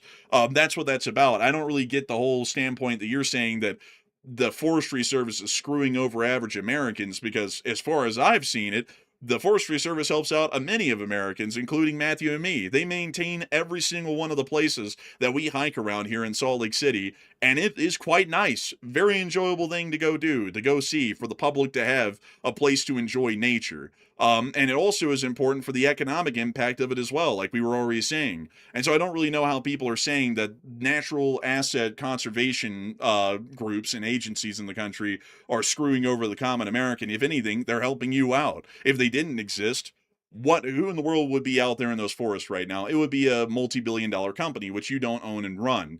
They would be deforesting the entire thing so that way they could make a couple of $1 million, and you'd be left with absolutely nothing to go out and enjoy. And on top of that, whatever value that forest provided for the local economy is now gone, like tourism and whatnot. So then it destroys your probably mom and pop shop, like your ski store or whatnot. And then this one company made a couple of millions and then ran off to the hillside to leave you with what you have left. If you don't believe me, that's what happened back in the 1920s and the 1890s. The whole country was deforested that back then, if people don't know. There were entire hillsides in Alabama that were left with nothing but soil erosion because the rainstorms that would come through in Alabama would just hit the bare soil with no root structure to hold it in, and the entire economy of Alabama was largely destroyed. That's why in the 30s, when FDR became the president, there was a significant public works project nationwide to reforest the country to just try and stop erosion from happening. You might remember the Dust Bowl as well, which was for the same reason, but with the grasslands instead of the forests. That sort of conservation is very important, like for many reasons. So I don't really get the whole argument there, and I also don't get why people look at that in such a black and white way. Also, by the way, the young people these days can't afford to buy a home, so it's like if they're allowed to go deforest like the national parks, then not only the young people, like the humans, not gonna have a home, but now they're gonna be stealing the bears' home too, like the bears, the mountain lion, everything. They're gonna be dehoming all those animals. So like, where are those animals gonna go? So they're gonna probably head into the nearest city and cause hell. That's probably what they're gonna do. I mean, they won't have a house; they're gonna have their whole place deforested. Yeah, you know, and on top of it, like once they go into those cities, they're gonna kill these animals. Like I don't even think people think about like the impact of the stuff. And I'll explain one course of it. So you kill all the bears, right? And the bears are an apex predator, a keystone species. So you kill them, and then what happens? The wolf population, oh, actually, no, sorry, correction. The deer population could explode. The deer start to eat all of the foliage in the surrounding areas.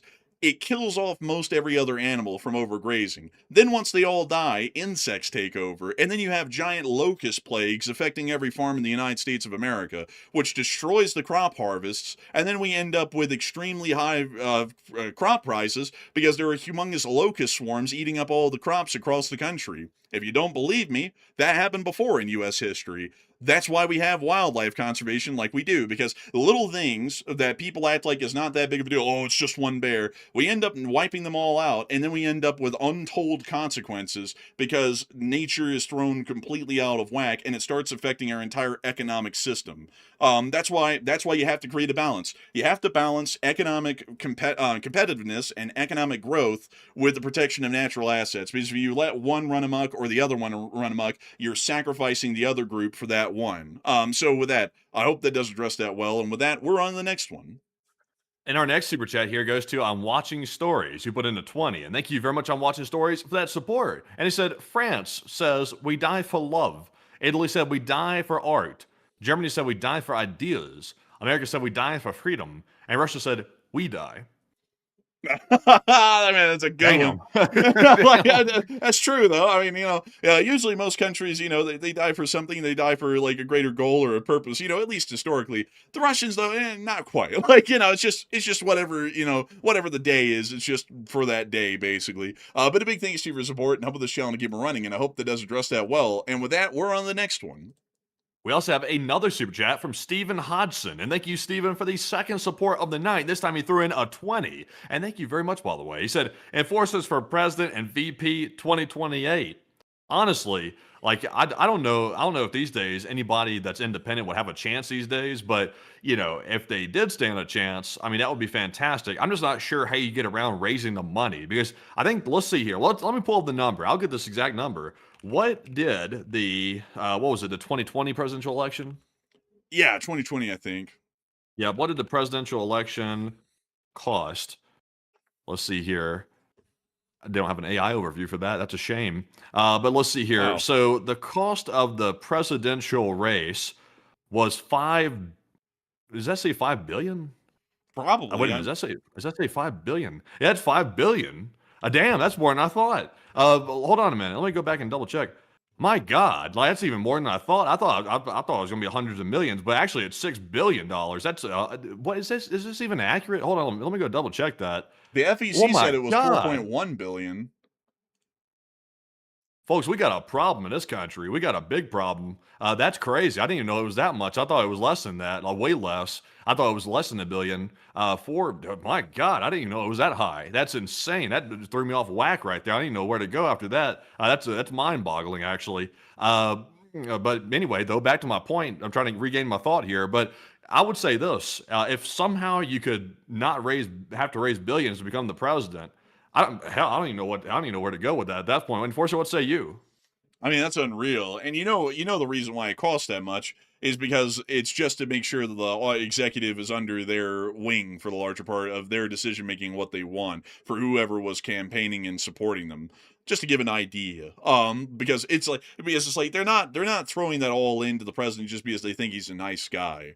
Super PACs only throw that money towards people because they know that if they do that, they're going to be able to vote a certain way because that little guy is finally getting $480,000 a year or something as the president, and he's going to be grateful to them and make sure to vote that way, so that way they'll support him in the next election and he can hopefully get a second term and do what he wants.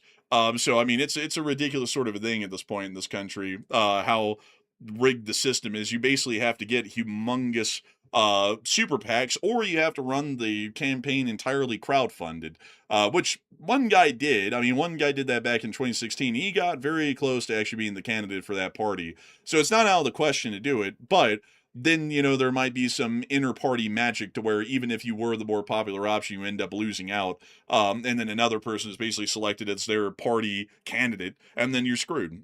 So What the hell are they spending it on? Like, what the hell could you even spend that much money on? If it's $6 billion, assuming each candidate got $3 billion, or they spent $3 billion to try to get elected, it's like, what are they even spending it on? I get the fact they have to fly around places to go give rallies and speeches and stuff, but travel's not that expensive, nowhere near that expensive. So it's like, they're getting people to knock on doors, but they're paying people to go canvass people. I don't understand how it could be $3 billion for that. I just don't understand. Also, by the way, if you need $3 billion to get elected in a democratic country, I mean, at that point, are the elections really like open to everybody at that point? Because obviously, not everybody can raise $3 billion. And is that the litmus test for who should be the president? Is who can raise the most money? It's like that's not good because you're raising money not from usually the normal everyday people. You're raising money from corporations. That's who's giving that much money away. So. Wow, that's a lot worse than I thought, really. That's mind-boggling. Well, there was one guy actually that did run, I believe, his campaign entirely crowdfunded, and it like got up to like hundreds of millions in funding. But the party that he ran under, not to say the name or anything or make this specifically down on the nail, but the party that he ran under, they basically kind of like sidelined him because they didn't really like him, and they picked another candidate that they believed was going to be more popular, or at least they liked better, and they'd be more confident in losing with if they were going to lose, and then they ran with that one. I do you know who I'm talking about? Not really. The top 1%, that guy. Oh, him? Yeah, so back in 2015 when that election was going on, that party during the primary, at the very end of it, they basically kind of sidelined him on their own, and then put the other one up as their candidate because they said, like he might be a little bit too radical, or we just don't really like him enough. This other person's got a lot of stage presence, so we're gonna go with them instead. And so that's how it went, and that's why he didn't end up being the candidate. It's kind of like how in 2024 recently, it's like, no, I'm not leaving, and then they kicked him out at the last minute and replaced him. It's kind of a similar thing. It's like, we think our run's done with him. Because I'll tell you something, folks. It's something that's interesting. The political parties themselves, are absolutely nasty in this country. If you don't kick up enough to the top in like the and the GOP or the DNC, like, over the years, you just won't be picked by that party to move higher up the ranks, like to say senior senatorial positions or senior positions in the House, or even, possibly going for a run for the president. So you've got to basically try and like play politics is in like the national politics sphere in the Congress and whatnot, and then you also got to play party politics within your own party and try and see if you can get enough favors, enough fervor, and kind of get kicked up enough to the top to be considered even. So then you have to play that game as well. And it's like that whole thing's insane. Basically, it's a pretty rigged system these days, but I would say that I would give it a shot. But with knowing how it runs, and also knowing what unfortunately the large majority of the voter bases are like these days, I don't really think Matthew or me would have a chance in hell of succeeding, honestly. But a big thanks to your support and help with this channel to keep it running. I don't mean to put a damper on that super chat or anything, but we will try one day, Stephen. We will. And so big thanks to you once again, and we're on to the next one. And our next one here goes to Joe Hobo, who put in 13. And thank you, Joe, as well, for that support. He said, I'm wondering how many of them have removed their bumper stickers so they aren't labeled a political moron. I hope they leave them on so we know. Honestly, to me, I could really care less, Joe, like about that whole thing right there. I've seen some people, and it happens every time. Like, there's always people that are disillusioned with their pick. Like, it happens every single election cycle. So honestly, like, to me, it seems like it's less of a problem with the candidates, honestly, especially after hearing that $6 billion number right there. It's less of a problem with the candidates. It's more about the electorate system at this point, I would say. The fact that money's buying elections and stuff, and that appears to be the way it's working, that's the bigger problem right there, because the system determines the candidates, if we're being totally honest. And right now the system is all crooked, to say the least. But Enforcer, what say you? I would say, like, I don't really care. Like, to each person, their vote is their vote. Like, whether they voted in a way I liked or not. I don't like to go around and, be like, you're an idiot. Like to individual people. But speaking on, like, the broader sense of society, I will say, some, like, and generally it's not like the left or the right particularly, it's really across the board. Like, there's a small group of people on both sides that kind of know what they want and kind of get the bigger picture, and they talk about it from that point. And then there's a lot of people who just repeat slogans, and then when you ask them to delve deeper into it, they don't even know what the slogan means, they're just saying it. So like, that's an interesting one. But beyond that, I would say, like, whether they keep the bumper stickers on or not for either party, I don't really care. Like, I generally don't make friendships or judge people off of their political affiliations in real life. I judge them more so off of their sense and knowledge. Like, if they are like, oh, I'm like, this one party and I like this because make America great, and you're like, well, how are you going to do that, and what is not great right now? Well, are you a Democrat? Like, they do that, I'm like, okay, you're dumb. But like, if they sit there and go, I want to make America great, and it's like, well, what do you not like? Well, I don't like this and that and that, and I think we could do this to improve this for these reasons, because this will bring up the average income of an American, or this will make something more affordable. Then I'll be like, oh, well, like, at least they got like it all fleshed out. I might not agree with them, but I respect them for really parsing it out and really thinking about it in a logical way, regardless of their affiliation. That's really more so how I look at it. So more of a case by case basis than anything for the individual. But as a group, it's a pretty dismal sort of an outlook. But a big thanks to you so much once again. I hope that does address that well. And with that, we're on the next one. We also have a 10 from Daniel Pigon, and thank you, Daniel, as well. He said the USA men's team actually won their Group D despite losing tonight to Turkey, since they won their first 2 games, and they will face Bosnia and Herzegovina in the next round of 32 on Wednesday.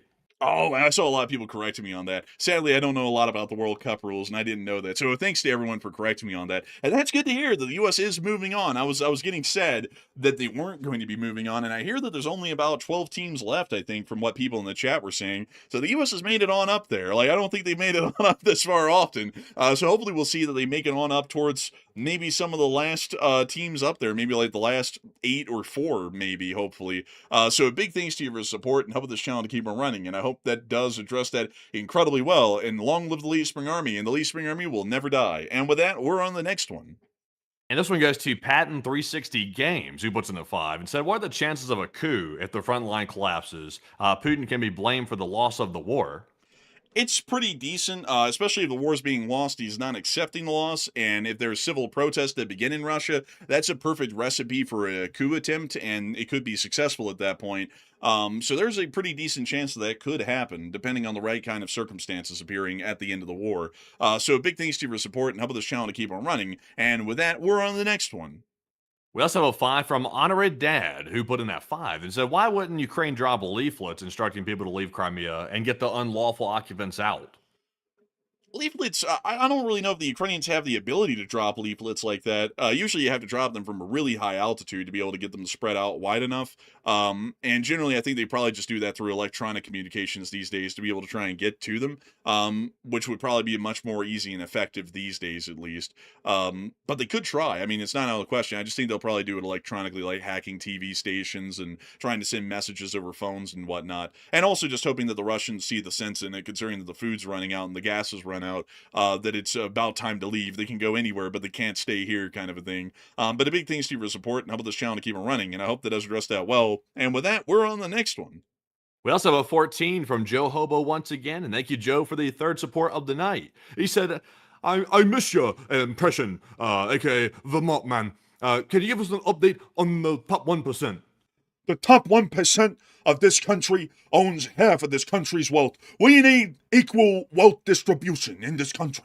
You know, many people told me that the American worker is a hard worker. I wouldn't know. I own 6 houses. Yeah, that I gotta say it.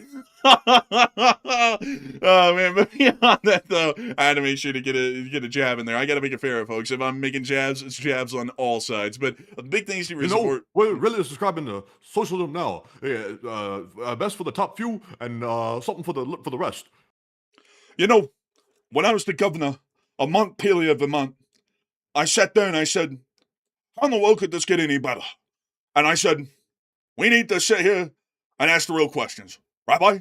You know, it's always a strange thing how they turn around and they say, you need to you need to drop linen. And I said, I'm not going to the cleaners. You know, they always told me when I was growing up, you're a communist. You're a communist, Bernie. I'm not a communist. Like, I just happen to like linens on my bed. But anyway, I'm getting worse at this. I'm getting way worse at this. You need to move on. You're starting to sound like Stalin. I'm rushing for time, and I'm not here to stall. But beyond that, I saw someone say, are you doing Nixon? No, let me tell you this. There are many things that I am, but I'm not a crook. Matthew, where do you think he made that statement? I'm not a crook. Where do you think he said that? Did he say that on the steps of the jet?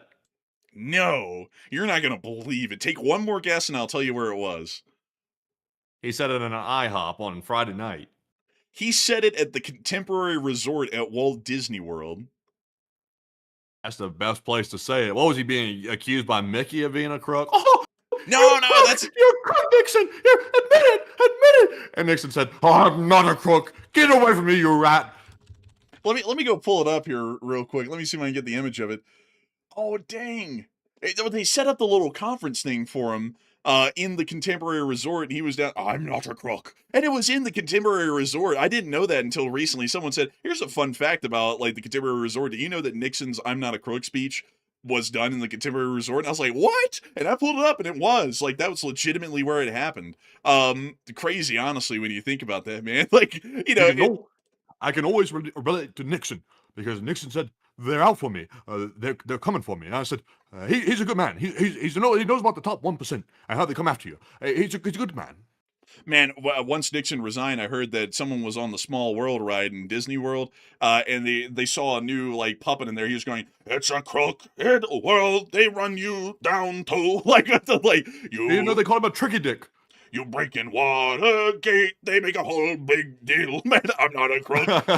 I'm not a sham. Screw you, here's my ham. Next time, make sure you don't send them in the building with flashlights. It's not a good thing. They see it through the windows. They said, sir, they saw through the windows, sir. They said, there's some punks running around with flashlights in that building. It's late. Unless you're up for a Big Mac, that's not normal. They said, sir, call the police, sir. It looks like a robbery, sir. It looks like they're robbing the place. They're in that joint and they're robbing it. I said, I've never seen nothing like that. That's a crazy thing there. Tricky Dick, they called him Tricky Dick.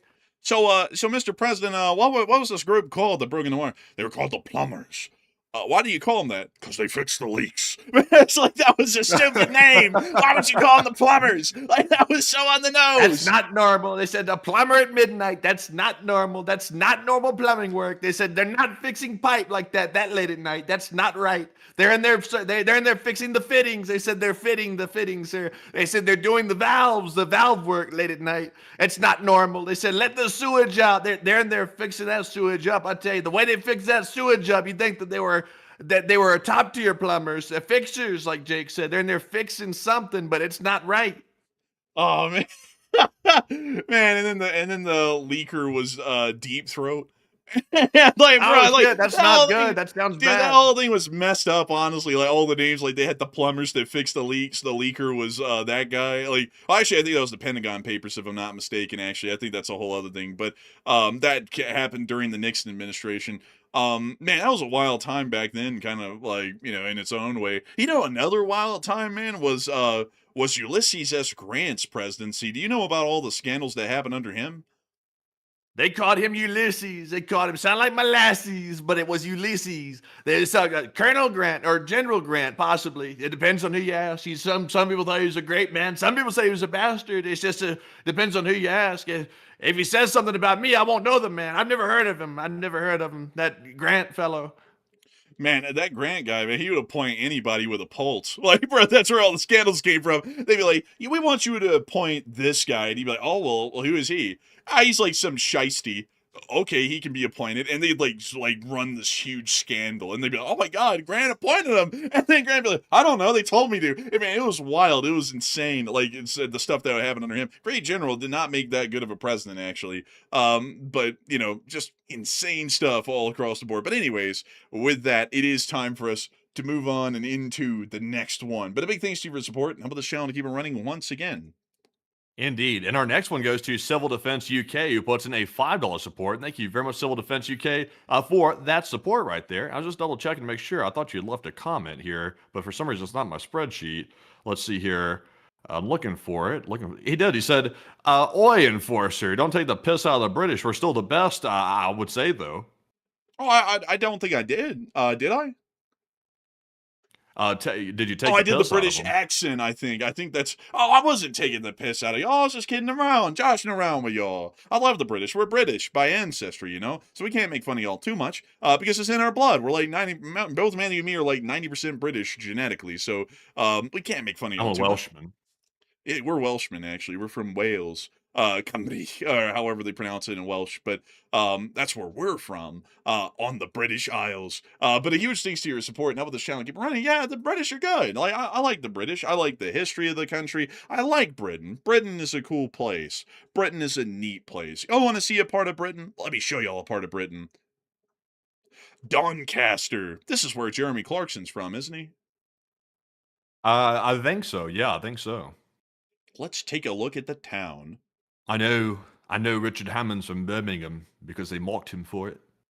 Oh, they were like, he's from Birmingham. And then they showed that, like, industrial sludge stuff, like the montage. Bro, that's hilarious. I mean, it was it was legit, actually. That was actually a hellhole, like, back when he was growing up in there. Like, Birmingham, England was really rough. You think it's bad today, it was really rough when he grew up in it. A lot of people look at Britain and they're like, it's pretty rough now. Man, it was really rough after the Second World War. I mean, Britain was tough. Man, like, Britain's been tough really ever since the Second World War. Like, they're doing actually quite well today compared to what they usually been doing since the Second World War.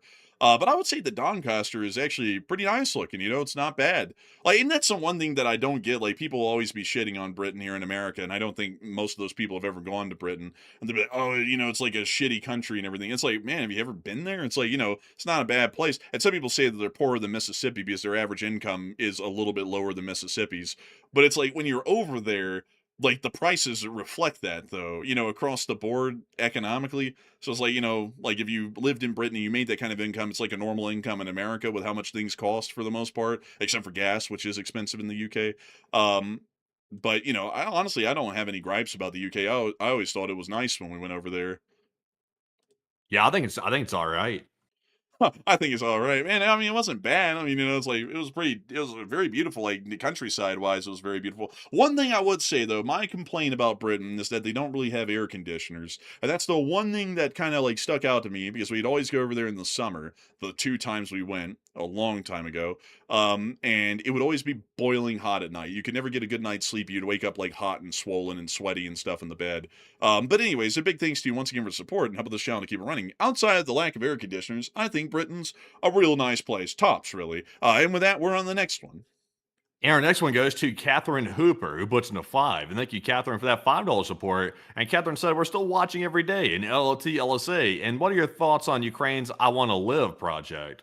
And I thank you for the support, Catherine Hoopa, and long live the Lee Spring Army. And if you're talking about the prisoner surrender project, I think that is the I Want to Live project. I think it's a pretty decent one. Usually those sorts of campaigns don't have a great deal of success historically, and I don't think the Ukrainian ones had that much success, and every once in a while they do. But I think it's a good cause, because if a Russian does want to surrender, they are giving them a path out. It's just that a lot of Russians don't really take that path. Outside of that, though, pretty good one. And so a big thanks to you for support, and thank you for still being here and watching every day, Catherine Hooper, and long live the Lee Spring Army, and the Lee Spring Army will never truly die. And with that, we're on the next one. And this one goes to none other than My Trucking Travels. And thank you, good sir, My Trucking Travels, for that support right there and trucking your way right here into the live chat. He said, good evening, gents, and damn, I'm late tonight, LOL. Jacksonville, Florida to Tyler, Texas. I've been to Tyler, Texas, by the way. I know where that's at. That was that long-ass drive from Alabama to out there. Yeah, that was a hell of a drive. That was a nightmare. But they said LLTLSA and take one from the chat. And don't forget this time, LOL. And I got to start this from the beginning and have a great night, every. Oh, and did we miss it last? I'm sorry, My Trucking Travels. Did we missed it last night? I'm so sorry about that. But I got to say, a big good evening to you. And another 800 miles. Dang, you're doing 800 miles a day. That's crazy, honestly. Like, I think one day, Matthew, what was the longest stint we did in a day in mileage? Like on any given day? I've driven 14 hours straight before. Like, I actually drove 14 hours straight on a road trip. But what was the longest one that we did? On the Utah move, because there was a day where we were on the road for like 16 hours, but I'm not really sure how many miles we did. Well, it was all the way from Birmingham to the middle of Missouri, I think, or something. Because I remember we were losing our minds because we were driving too far and we couldn't find a hotel anywhere. It was out in the middle of nowhere. Yeah, it was this one here. So however far it was from Birmingham to here, that's how long it took to drive there. That's crazy length. I don't think that's that crazy. Like, let me check that. I don't think that's that cray-cray. I don't think it's 800 miles cray-cray. So let me check, just rough approximate. I'm not going to do it too perfect, but that took forever to do that length, and that was only 360 miles. That took like 10 hours. Like, I don't know why that took so long. I think it's because that damn Penske wouldn't go that fast, but like it wouldn't. Like, let me think. What was the other day? We woke up somewhere. I think in Nebraska City, didn't we? Like, we stayed in a hotel somewhere around here. I can't remember. It's all a blur. I'm trying to forget it. Hold up. That was no, I remember it now. So that was the day that we woke up from Sykeston, and I'm gonna measure this one because I think this was the longest driving day we did, in like terms of mileage and everything. So we went to St. Louis and then to Kansas City, and then we went up all the way to North Platte, and that was done in a whole day.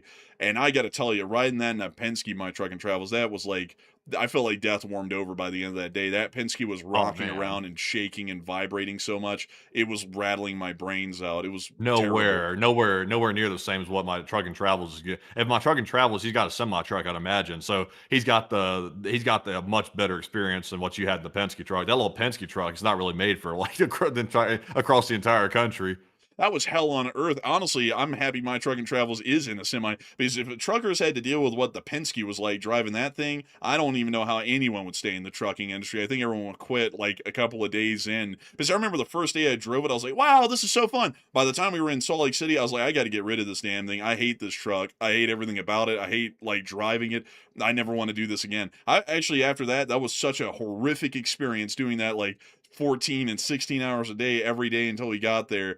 I don't think I'm ever moving that far across the country again. Like, I might do it in baby steps, like where every year I move like another 400 miles east if I ever go back to the East Coast, but I am never doing that all in one move again. It's never happening. I would rather live in Missouri than like do that. But let's see here. I'm sorry, folks. I'm trying to make sure to measure this out as close as I can. We're just going to draw a straight line to Kansas City and kind of speed this up a little. And then I have to make sure that we count in that detour where we went into Nebraska or Kansas or whatever. And then we went back up and around. And then went up to here. And then we went up here. Man, honestly, man, I think this is about to be like some kind of wild mileage. Yeah, it's definitely got to be wild mileage because I remember this part, man. Remember, we were driving forever through here, man. And I called you. I was like, are we in like Iowa yet or something? And you're like, no, not even yet. Like, and we were still driving in Missouri. Dude, Missouri was forever, man. Like, Missouri took forever to drive there. Like, the mileage there was insane. So it was just 520 miles just through Missouri that day. And then we drove basically all the way across Nebraska that day, too. So we made it up here, and then we crossed into Nebraska City, and we took this That was highway. far. Man, I got to get the mileage, though. Like, we can't skip this. We got to get the mileage. I'm close to getting it at this point. And then we drove up here onto the interstate, and then we drove in a straight line over here. I think we're almost to an 800-mile day on this one, actually. I think we can actually say that on one day we actually got close to that mileage. So let me check. So we woke up at literally the break of dawn, and we were driving until like midnight to get to North Platte, and it was 800 miles. It was 800 miles. So we had on one day we actually did the mileage that you did in a single day. And I gotta say, thinking about doing that even in good conditions and like a comfortable truck, that's got to be some really like tough work right there. And I gotta say, we're greatly appreciative of you being a trucker. It's an important part of our nation's logistics network. And I also gotta say thank you for being here tonight and supporting the channel, even in the midst of still driving the truck. And we're happy to know that you're able to listen to our show and pass the time while you're driving all that long distance. And so we will make sure to get one from the live chat in your honor. So Matthew, what do we got? Edward said in the live chat, any news on the Belarus repeaters? Did they take them down yet? The Belarusian repeaters, they turned them off, according to Zelensky, but they didn't take them down. So it's kind of in the limbo land. They said that kind of, like, according to Zelensky, that basically met the criteria of the deadline, but by the official definition, it didn't. So we don't really know what's going on there. But technically, according to Zelensky, they kind of did because they shut them off. So I hope that does address that live chat well. And a big thanks to you for support, My Truck and Travels, and sponsoring that live chat. And also, My Truck and Travels said, y'all drove the hard way. I would have went Interstate 10 to Interstate 45 to 280. The reason why we couldn't do that is because of firearms laws. Because some of those states don't, because we were carrying our firearms with us out here because we were moving them as well. Some of them don't allow the semi-automatic rifles we have and also the magazines that we have as well to go through them. So we had to go out of our way to avoid Illinois, Colorado, and a couple of other states, and that made the trip a good bit longer. And that's why we took like a really weird route, was because of the firearms laws. And if we got pulled over there and for some reason they inspected like the moving van, they would find these guns, like say in Colorado, and they'd find 30-round magazines and certain kinds of semi-autos that are banned, and then we would be arrested on a felony charge in Colorado. And we wanted to make sure to avoid any possibility of that, so we had to avoid all of those states. But anyways, with that, we're on the next one. We also have a 5 from JB Najalki. He said, hi to you both. And Enforcer, I'm not a huge fan of trains, but went on the Cockle train in Victor Harbor and thought it was pretty cool. And what say you in LSA? Let me take a look at this. Oh, that one's really cool. Yeah, I've seen these before. I don't know a lot about them, but that is a really neat little train. I always thought that the Victorian era railways in Australia were really neat, and that is super cool to see. Like there's a lot of well documented, and the interiors are quite nice actually. And so a big thanks to your support and helping this channel to keep it running, and I hope that does address that well. And I would say that is really cool, and I'm glad to know that you were able to ride that. And with that, we're on the next one. We also have a 5 from Stephen Hodgson, and Stephen said, we need a new third party, LSA. I wish. Like Bull Moose. You remember Bull Moose? Bull Moose was the party back in the day that was the party that was it. That was the Bull Moose party right there. That was that one that Roosevelt came up with, I believe. Man, Roosevelt was a badass. He split the Republican ticket though. like that's what that did. He's not going to give you a perfect deal. He wasn't a bullshitter. He was going to give you that square deal because he wasn't trying to like overhype it. He was trying to keep it reasonable. So he's going to give you a square deal. I like that. Man, he was honest back then. He was like, it ain't gonna be utopia, but it's gonna be fair, square, even. And it's like, man, that guy's a real legend right there. But you know, if y'all don't know, actually, the Bull Moose Party split the Republican ticket that year in 1912, and that's what got Woodrow Wilson elected as the president. And then Woodrow Wilson ran for a second term in 1915, with the slogan "He kept us out of war," and then he got elected, and then he got us into World War One. So like, you know, keeping up the campaign promises there. But that's how the Bull Moose Party works. Sadly, the U.S. like governmental structure, it doesn't really support anything other than a two-party system when it actually boils down to how it ends up forming and like kind of like factioning itself. It ends up basically just being two parties. I wish though we had something more akin to say like a parliamentary system in that form, to where you could have like say 9 different parties and parties could just form coalitions to govern through. But sadly, we aren't able to do that. But a big thanks to your support and help with this channel to keep it running, and I hope that does address that well. And with that, we're on to the next one, which is a 5 from DWRB, who said, Britain might be a beautiful place, but you couldn't pay me to eat beans on toast. I mean, beans on toast isn't that bad. Like, I mean, it's not the greatest thing in the world, but it's not too bad. Like, I've had it before when I was over there, and I mean, it's actually pretty decent. Like, they have a different sort of a recipe for their baked beans, and the sauce is a little bit different, so it actually tastes pretty decent on toast. But they have a lot of other good food in Britain. You know, they have Cornish pasties, they have sausage rolls, they have alehouse pies, they have a whole load of meat-based pies, which are really good. They have a lot of food. You don't have to eat beans on toast. One thing I would say though that I found gross in Britain was black pudding. I didn't like that. It's a blood Oh, sausage, and it that wasn't bloody good. meat pie. No, it was just blood. It was just congealed blood in the sausage. Like, let me pull it up for y'all. I gotta find a picture of this black pudding stuff. So this is what it looks like cooked, and it's about as gross as it looks. Like, it's just literally Ugh. congealed blood, and they cook it, and it tastes pretty bad. Like, I didn't like it. It literally just tasted like nickels, just like, you know, like your normal blood would if you ever like tasted your own Yeah. blood for some reason. I did not like it at all. I was like, yeah, like, yeah, this is gross. But that's the one thing I did not like in Britain. Everything else, I thought it was really good. And so a big thanks to you for support and help with this channel to keep on running, DWRB. And with that, we're on the next one. And our next one goes to Kyle Padell, who put in a 10. And thank you, Kyle, Hey! as well, for that support. He said, hello from Norman, Oklahoma, and home of the University of Oklahoma. And I love the show. And the American flags and the 2 other ones here represent my family background.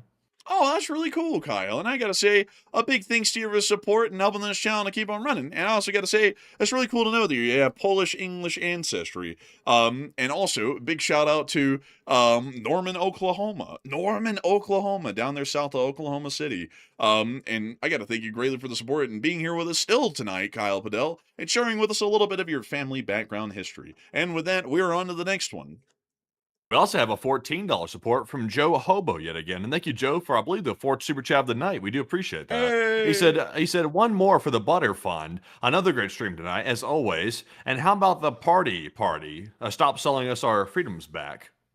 And I gotta say, you know, that's not a bad idea. The party. Like, you know, you're a member of the party. You could actually say that at that point, like, because it's just the party. Oh, that's scary. That sounds scary. You know, any place that says, are you a member of the party? That's usually not a great place. That usually means that it's a one-party state, and that's not a good place to live. But beyond that, I would say that's an interesting concept, though. But, you know, I feel like most places that do say, are you a member of the party, they usually strip everyone of their rights. But, you know, in America, we just call it the party, and it could just go up against the other two and hopefully win somewhere. And so a big thanks to you so much once again. I hope that does address that well, Joe Hoban. And thank you so much for all of the super chats that you've thrown in tonight. We're greatly appreciative of them. We're greatly appreciative of everyone's support because it does help this channel to keep running every day. And with that, we're on the next one. We also have here a poll I want to address real quick. I said, where would you choose to live? And also, by the way, I'm only able to put 4 options there. So I started by saying their country. Sadly, I can only put 4. But if I could put more, I would. But out of the options here, 54% said the United States, 22% said Poland, 18% said Britain, and 6% said China. 6% China, eh? But interesting choice there. Interesting choice there with that. I personally, I can't live in China. Like, I can't even visit China. If I went there, I'd be in some hot water, to say the least. So I can't even go there. That China is permanently off the list. By the time that I pass away in old age, hopefully in old age, I will never have gone to China because I'm simply not allowed. But out of all the other options, though, because China's not a possibility for me, I would say out of all of them, I would probably pick. Honestly, I'd probably pick the United States, to be honest, out of all these options right here, because Yes, the United States has problems. Yes, there's a lot of crookery going on right now, but I know how that crookery works. So at least it's the devil that I'm familiar with. Let's just put it that way. So out of all of them, I would probably go with America because I was born here and raised here, and it's always going to feel like home. Even if it's imperfect, it's always going to feel like home.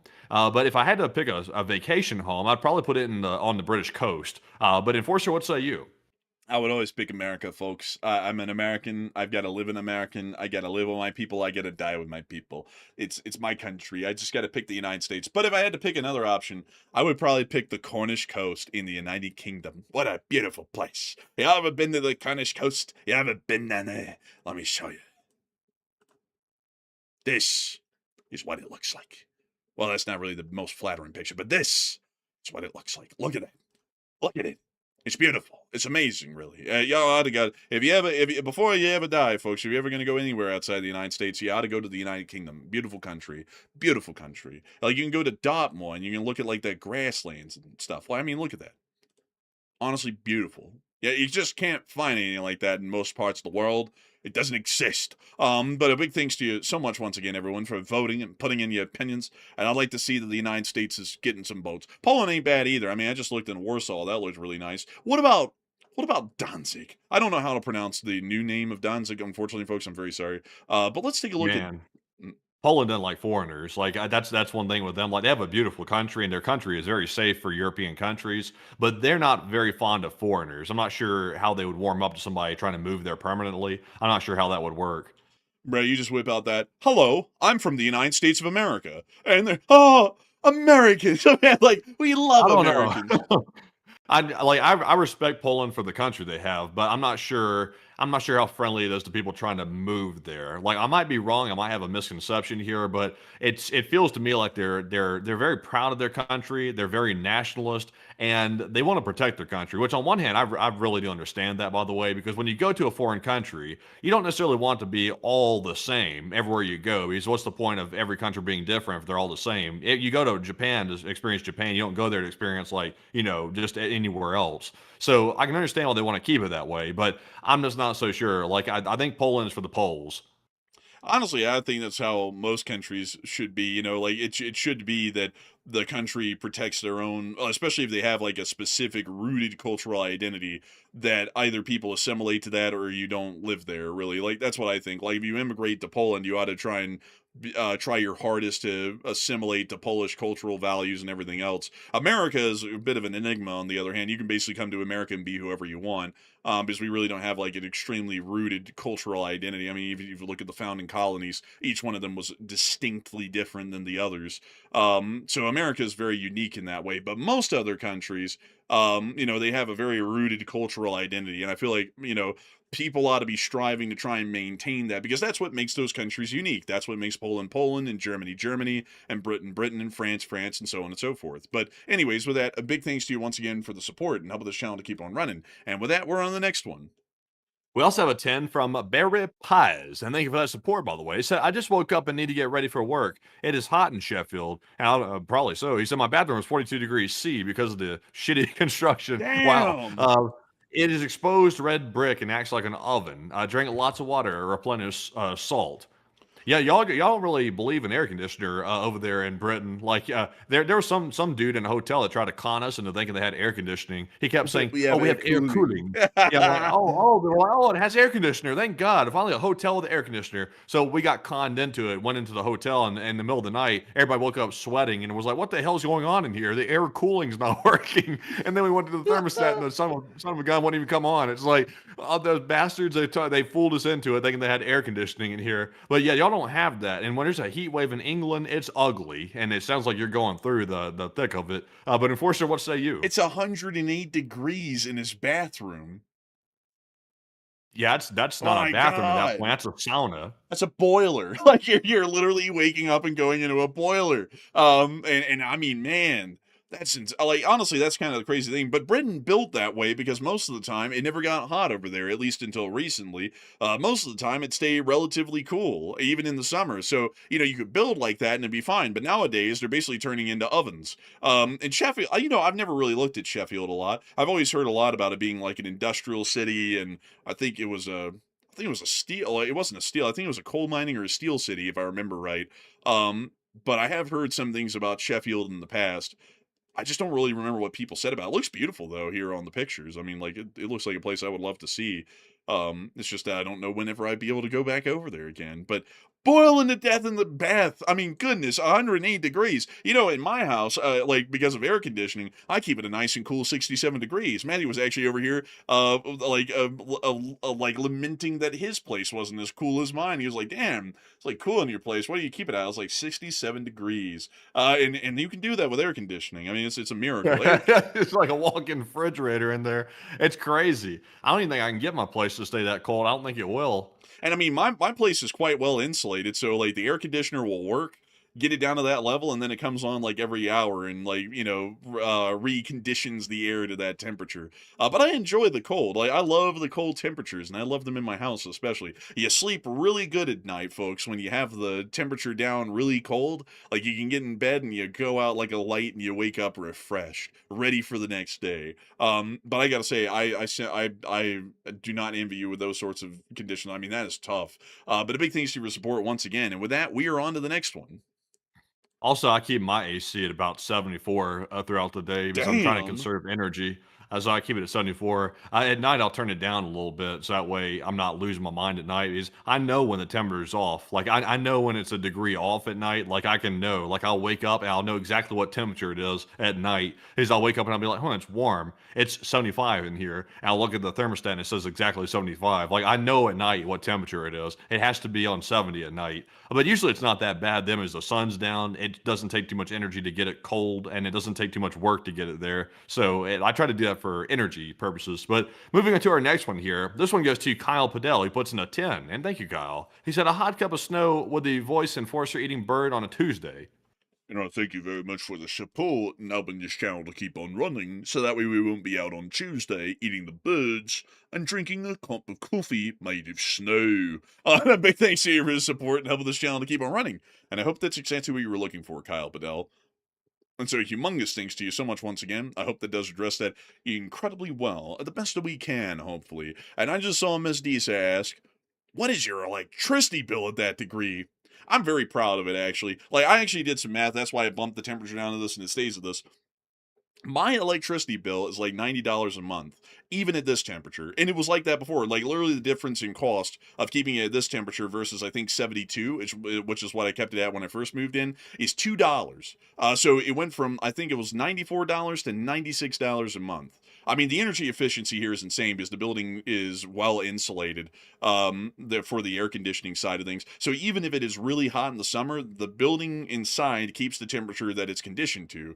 So it's $3 a day to keep the building with all the electricity running, the computer and everything else, at 67 degrees. I'm very proud of that. Like $3 a day for that kind of cooling. I mean, that's impressive right there. And also someone said that's too high. What are you paying? Like I'm actually interested because like this is quite cheap. I mean, back in Alabama it was even more. But anyways, with that, we're on to the next one. My place costs about $70 a month, I think, for the electrical bill or something like that, $70 or something. But I think there's a minimum too out here. I think I'm not really sure though. I've never really hit the minimum. But the next one here goes to Civil Defense UK, puts in a 5 once again and said, "LSA, I love the channel and Enforcer, thank you for the UK shout out. And you and Matt keep me going on my night shift." Hey, we're happy to know that we keep you going on the night shift. And thank you so much for loving the channel and enjoying the shout out. We love Britain. Britain is a cool country. We really like it. We have a lot of respect for a great multitude of countries out there, really all of our allied nations. And I can always find something to say that every country should be proud of because there's a lot to be proud of in most every country. There's also a lot of things to be sad about. But I like to think on the bright side when we talk about our allies and talk about all the things that y'all are great for. Because a lot of people always tell you what is wrong with the country, but they'll never tell you what's cool or respectable about one. But a big thanks to your support and help this channel to keep it running. And long live the Lee Spring Army. And we're on the next one. And also see everybody talking about their bills. It's crazy. Everybody's bills in here is wildly fluctuating. I see Diane Merriam said $70 is usually what my bill is, which is what mine is, by the way. So he must be in a similar size space to what I'm in right now. But some people are saying mine's like a couple hundred. Somebody said my electrical bill is $400 a month and water bill is $200. Damn, what are you living in? A mansion? Like that's crazy. But yeah, I actually did the numbers today.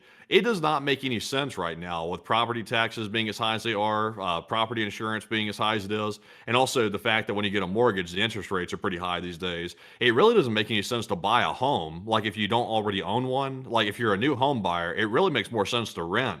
With the current prices, between all the maintenance that a house takes, new roof, and landscaping, everything like that, it really just the numbers don't add up. Like that's really the weird part right now. It shouldn't be that way, by the way. Like it should be where you can buy a house that's similar to renting, or maybe possibly a little bit more cost effective over time as you build equity in it. But these days, like the numbers just don't make sense for a new home buyer right now. So I'm hoping that one day the house prices come down. Maybe they'll sign the home affordability bill and do something bipartisan for once and actually bring the home prices down or something, or try to manage it at least. But yeah, it's crazy. Yeah, it is. It's crazy these days, the cost of housing. But I mean, I would say for $90 a month to keep it this cool. I mean, like I see a lot of people actually putting in bills that are way higher than this. So I actually feel quite lucky, and that's what I was thinking. Because I mean, what in the world was the electricity bill back in Alabama for like the place we were in? What was it, like 120 something a month? No, it was $180 a month, and the place was the same size as what I'm in now in Yeah, I Utah. mean Like, that's the it's crazy thing. insane. We were both living in the same place back in Alabama, but just to save costs back there, and also there wasn't too many options to go anywhere in Alabama, so we kind of were stuck in one place anyway because there wasn't many options. Because we try to get in a place that has good sound insulation, so that way we're not bothering the neighbors and stuff like that. Because we had a bad experience one time bothering the neighbors where they came busting through the wall like and freaking out as they could hear us talking at night. But yeah, in Alabama, though, what's crazy is the rent out there in Alabama was $400 more a month than what I'm paying now for a comparable space here in Utah. And also, the electrical bill was double in Alabama for this comparable space with the same type of expenditures.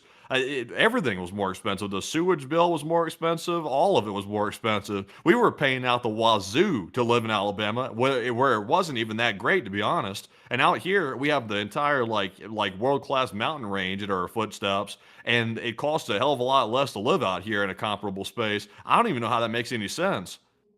I don't even know how it makes any sense either. That's why, folks, I'm like $90 is amazing. Like $96 a month is incredible because when we were out there, it would be like, man, the electricity bill was 180. That's twice what I'm paying in my place. And if we put both Matthew's electrical bill right now, which is like 70 something, and mine, which is 90, and we put them together, it's still $20 less than the electricity bill for one place in Alabama that's the size of Matthew's right now. And it's like that's insane when you think about it. Like the cost of the utilities and everything else out there in Alabama.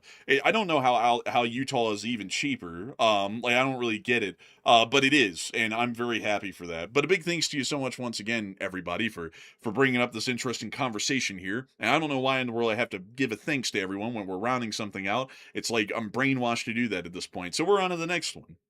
And our next one goes to Footnote General, who put in a 5, and Plazath, who put in a 2. And thank you both, Footnote General and Plazath, for that support as well. And also a big shout out to John Arnold, who put in a 1. And Enforcer, what say you? And a big shout out to all three of y'all for y'all's incredible support and helping this channel to keep on running, because each and every single one of y'all and y'all's support helps to make this thing possible each and every day. And so with that, we are on to the next one.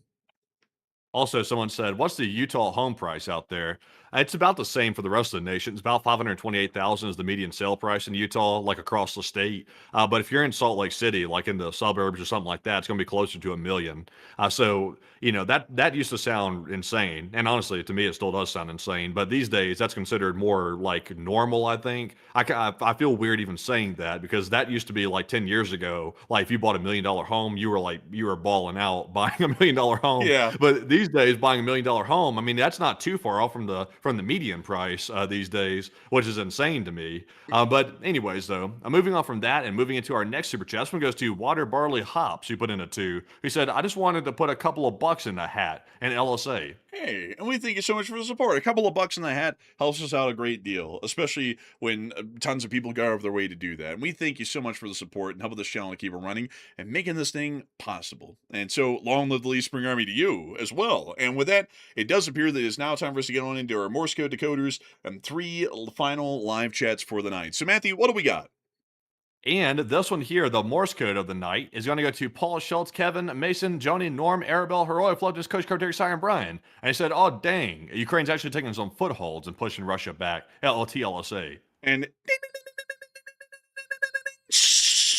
that is the sound of money. Y'all get the dead on the nail. That is the Morse code message of the night. I got to congratulate y'all greatly on getting that correct time and time again, because y'all are always getting that correct. And it's truly amazing and an incredible thing to know that everybody is always working hard to get the Morse code messages correct. So with that, a big shout out to the Least Mariners on the call once again. And with that, we're on to the third to last question of the night. And also, let me double check something here real quick. Water Barley said he put in 2 of them. I saw the one, but let's see here. Oh, the second one, right? Oh, this one here. I think the reason why I didn't read it right here, it's a little bit political, but it's a $2 super chat from Water Barley Hops. And basically, I'll just say it anyway. He said public funded campaigns only. Oh, I would agree. I mean, generally, I would agree with anything that cuts down the corporate influence on elections these days because it's undue. So I would agree with that. And a big thanks to your support and help this channel to keep on running. And with that, it actually looks like we got one more to go here. And this one goes to Andrew Honeycutt, who put in a 5. He said, I just cashed in on Polymarket because I predicted Matt would say, also, by the way. Yeah, no way. Like, you didn't really actually, is that really a thing? Like, did they really do that, by the way? Not that I would get involved with it or anything like that, but he said, just got my degree from Enforced University. So many thanks, guys. LLC all the way. He's joking. I know he's joking now. Man, man, you're about to become one of those government officials. We're definitely invading Venezuela when they know that and it's a crazy world out there. But beyond that, though, a big thanks to your support, Andrew Honeycutt, and long live the Lee Spring Army. The Lee Spring Army will never die. And that was a pretty funny one right there, I will say. So a huge thanks to you so much once again. And we are on to the, I believe, third to last question of the night. Man, it's like that. You know how the politicians will inside trade all day long, like multi-million-dollar inside trades and stuff like that. All these politicians out there, and it's like, oh, whoop-de-doo, just skipping through the roses and stuff like that. But the moment a military man dares to jump on a public gambling platform and put a bet in on something he knows about, get that bastard! Like, that bastard's going to prison right there. Get him. What the hell is wrong with this man inside trading like that? What's wrong with this bastard? While they're like cashing in the millions while they're saying that. Better yet, man. Oh, we don't really know what's going on with that whole Epstein deal. Meanwhile, someone touches the water at the reflecting bowl. Get him! Like, arrest him! It's like, come on. It's like, this is getting ridiculous. Like, it's like, really? And I mean, on top of that, to think everything that's been going on, and that still is around, like they still haven't gotten to the bottom of that thing. Just to remind you all, that's still a thing. But anyways, with that, it is time for us to move on to the third to last question of the night. And this one goes to Tiger, who said, could NATO break up Russia into smaller countries if they totally collapse? Not really. There isn't really going to be a balkanization of the Russian Federation if it collapses. It really is kind of in its most basic element right now, and most of it is ethnically Russian, or they consider themselves to be Russian even if they aren't ethnically Russian. But there are a couple of breakaway regions that could form, most of them being down near the country of Georgia and Azerbaijan and the Caucasus Mountain areas. Little groups or countries like Chechnya, Dagestan, and others could possibly break away and form their own smaller republics, but there probably wouldn't be a lot of support for that because they really don't have any access to speak of to any major waterways to conduct international trade in, and they'd probably still be heavily heavily related or heavily involved with Russian trade, but they wouldn't get any of the possible benefits of government spending on them that they would get otherwise. So, although Russia doesn't really put a lot of money into them anyways, but it's possible, but it's not going to be huge. Like, you're not going to see like 10 big countries break up and, form out of Russia. It's just going to be a couple of smaller ones, but the larger part of Russia will still remain mostly intact. And so with that, we're on to the second to last question of the night. And this one goes to none other than Jay Bagwell. And thank you, Jay, for the question. He said, my question is, if Ukraine's attempting a breakthrough on the southern front, do you think they will finally be using a combined arms offensive using air power? I would say yes, especially with the cabs that they have nowadays. I think they're definitely going to be using some of their air power to conduct air-to-ground strikes. A lot like the Russians were doing in the in the Battle of Avdiivka and the battles outside of Avdiivka when they started to push the Ukrainians west and they started to drop their own guided cabs on the Ukrainian positions. I think the Ukrainians would do something similar because that kind of precision air power and that sort of combined arms warfare is still very effective, especially paired with Ukraine's drone warfare doctrine. And I think that would only help to further improve their breakthroughs and also the damage being conducted to the Russian armed forces and the speed at which they're able to maneuver. So big thanks to you for a great question, Jay Bagwell. Also great to see that you threw in a question tonight. And with that, we are on to the final question of the night. And so who is the last person who threw in the lucky last question of the night?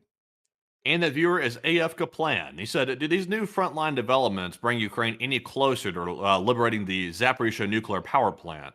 To a degree, yeah. Like, as long as the southern front around the Zaporizhzhia Surovikin line area is weakening, there is a high possibility that one day a Ukrainian offensive might actually bypass the Zaporizhzhia nuclear power plant, and the Russians basically just lose it because it ends up getting enveloped by the Ukrainians, and the garrison that's there would probably just end up surrendering at that point.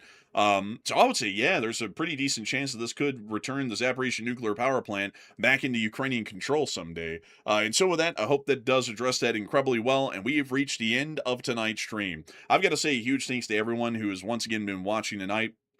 We're absolutely honored and greatly appreciative to know that so many people continue to watch this channel and continue to consider it to be their primary source of news. Over the course of the stream tonight, we've had 16.3 thousand people here, and 107,000 people have watched this stream before it ended. And of course, we will see you all tomorrow at 10 p.m. Eastern Time to cover the next 24 hours of the news from around the world. And if there is a short war video to be made, I'll be the one making that short war video. And so with that, good night, good luck, take care, stay safe. Slava Ukraini, Ram Slava, long live the Republic, and long live the Lee Spring Army.